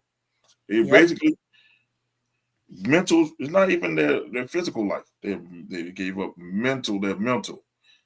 Physical, some of them physically are not the same. Some things you see in war, you don't supposed to see. Yeah. That's a human. You will see it. When you go into these environments, man, it is rough. You don't supposed to see it. You don't supposed to experience it, and they experience it, and they barely have shit to come back to. And this is the thing. We talk about we love the military when it's convenient. Yes, it's fun to see the planes flying over an American flag and all that stuff. But what you doing to help your veterans in your town? There's a lot of vets out there that need help. There are a lot of vets that are dealing with things that, that is unexplainable. And we should not turn our back on them. And they should have more programs for vets. They should have more options for vets who have severe trauma. We got some that have, most of them have trauma, but severe trauma. Oh yeah, they are left out often in the cold, and I believe this is the ultimate disrespect to change their day. It's their day to be recognized. Let them get their discounted food. Let them get their gifts or whatever they get. They deserve it. Like, you don't have to change it. Don't change it to World War One. World War One. Everybody in World War One are dead, or all close to death in World War One. That happened in 1914. They probably dead. World War II, they on their way out or gone. Bro, let the people who serve in our military have their day. I don't want to hear any more from that side. Everybody know what side I'm pointing at the red hat. That fucking side talking about they love the military, and you trying to take their day away. And then that's their day. Shut the fuck up and worry about dropping my egg prices and my gas prices. I'm still looking for that 185 you were talking about. Yeah, bro. I'm still searching for it. Good luck with that. Prices. Drop my gas prices. Drop the food, the clothing prices, all kind of other prices. Worry about that before you worry about changing dates. We up in here. You in here trying to change veteran day. No. Worry about what you gotta worry about. Worry about fixing our relationship with China, bitch. I'm tired of my Temu going up. Like for real. Temu is ridiculous now. Hey, fix that relationship with China first. Then you worry about changing the dates. Man, what you need to worry about. Because I'm telling you, it's people, and I'll keep telling everybody I know, I say save up. And it's my event. You want to get some advice from me? Save up now.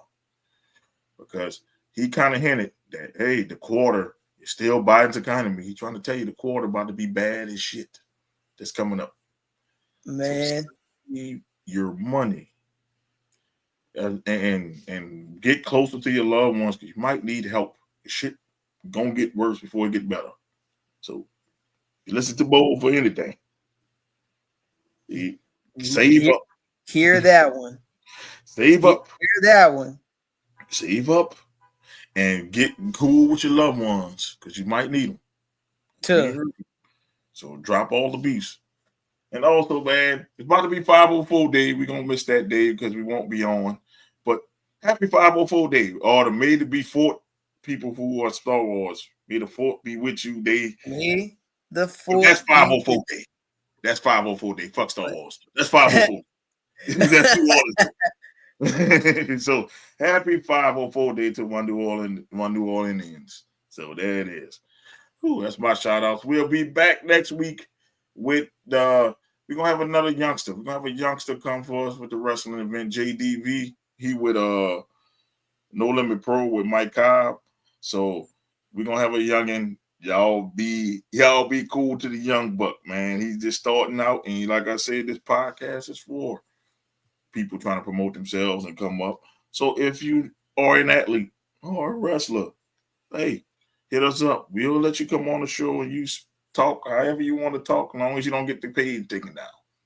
That's all. That's my only rule. Don't get us taken down. But you can say what you want, do what you want, as long as it keep the page. As long as we keep our page. Yes. But keep supporting us, man. Like the merch site is still there. We're still using that one for now. We're getting real close to having our own merch. Get Doc shirt. Get the hater shirt. Get anybody shirt. I don't care who shirt. We sell shirts. We sell book bags. We got all kind of shit. So hey, buy the merch. Support us. I see y'all watching. Support. Go support. Support goes more than just watching. You can drop a couple dollars on the brother.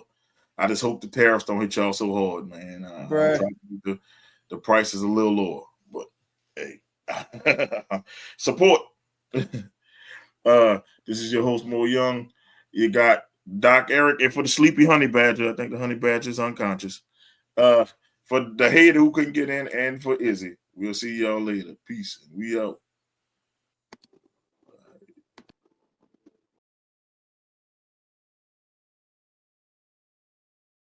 We run this podcast and shit. Venom and Smoke podcast. Yep, I would be the chocolate Liam Neeson, bro. I'll be real with you. You call me that. You in my career. I got a special set of skills. I'm gonna call Pops up. Pops, load up the van. That's all. Oh, God. Pops, load up the van. Black James Bond, Black Liam Neeson. Okay. And then we know what Pops' answer gonna be. Where we driving to? Where we going? No questions. Where we He's going? not asking no questions. He's not about to ask. What we doing? Why we load up the van? Let's load up the van. Where we going?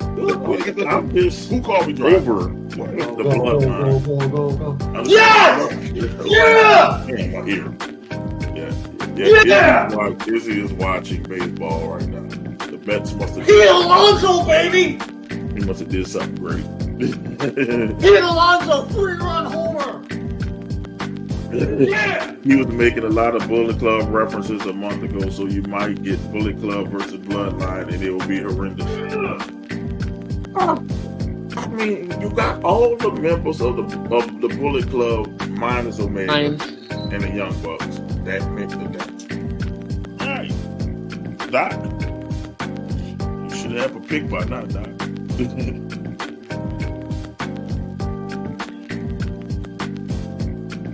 He ain't going with fucking the Packers. Come on, man. No, it's not sleep or meditate. You all right? He sleep. Stop. No, Stop. He sleep. He sleep. Stop.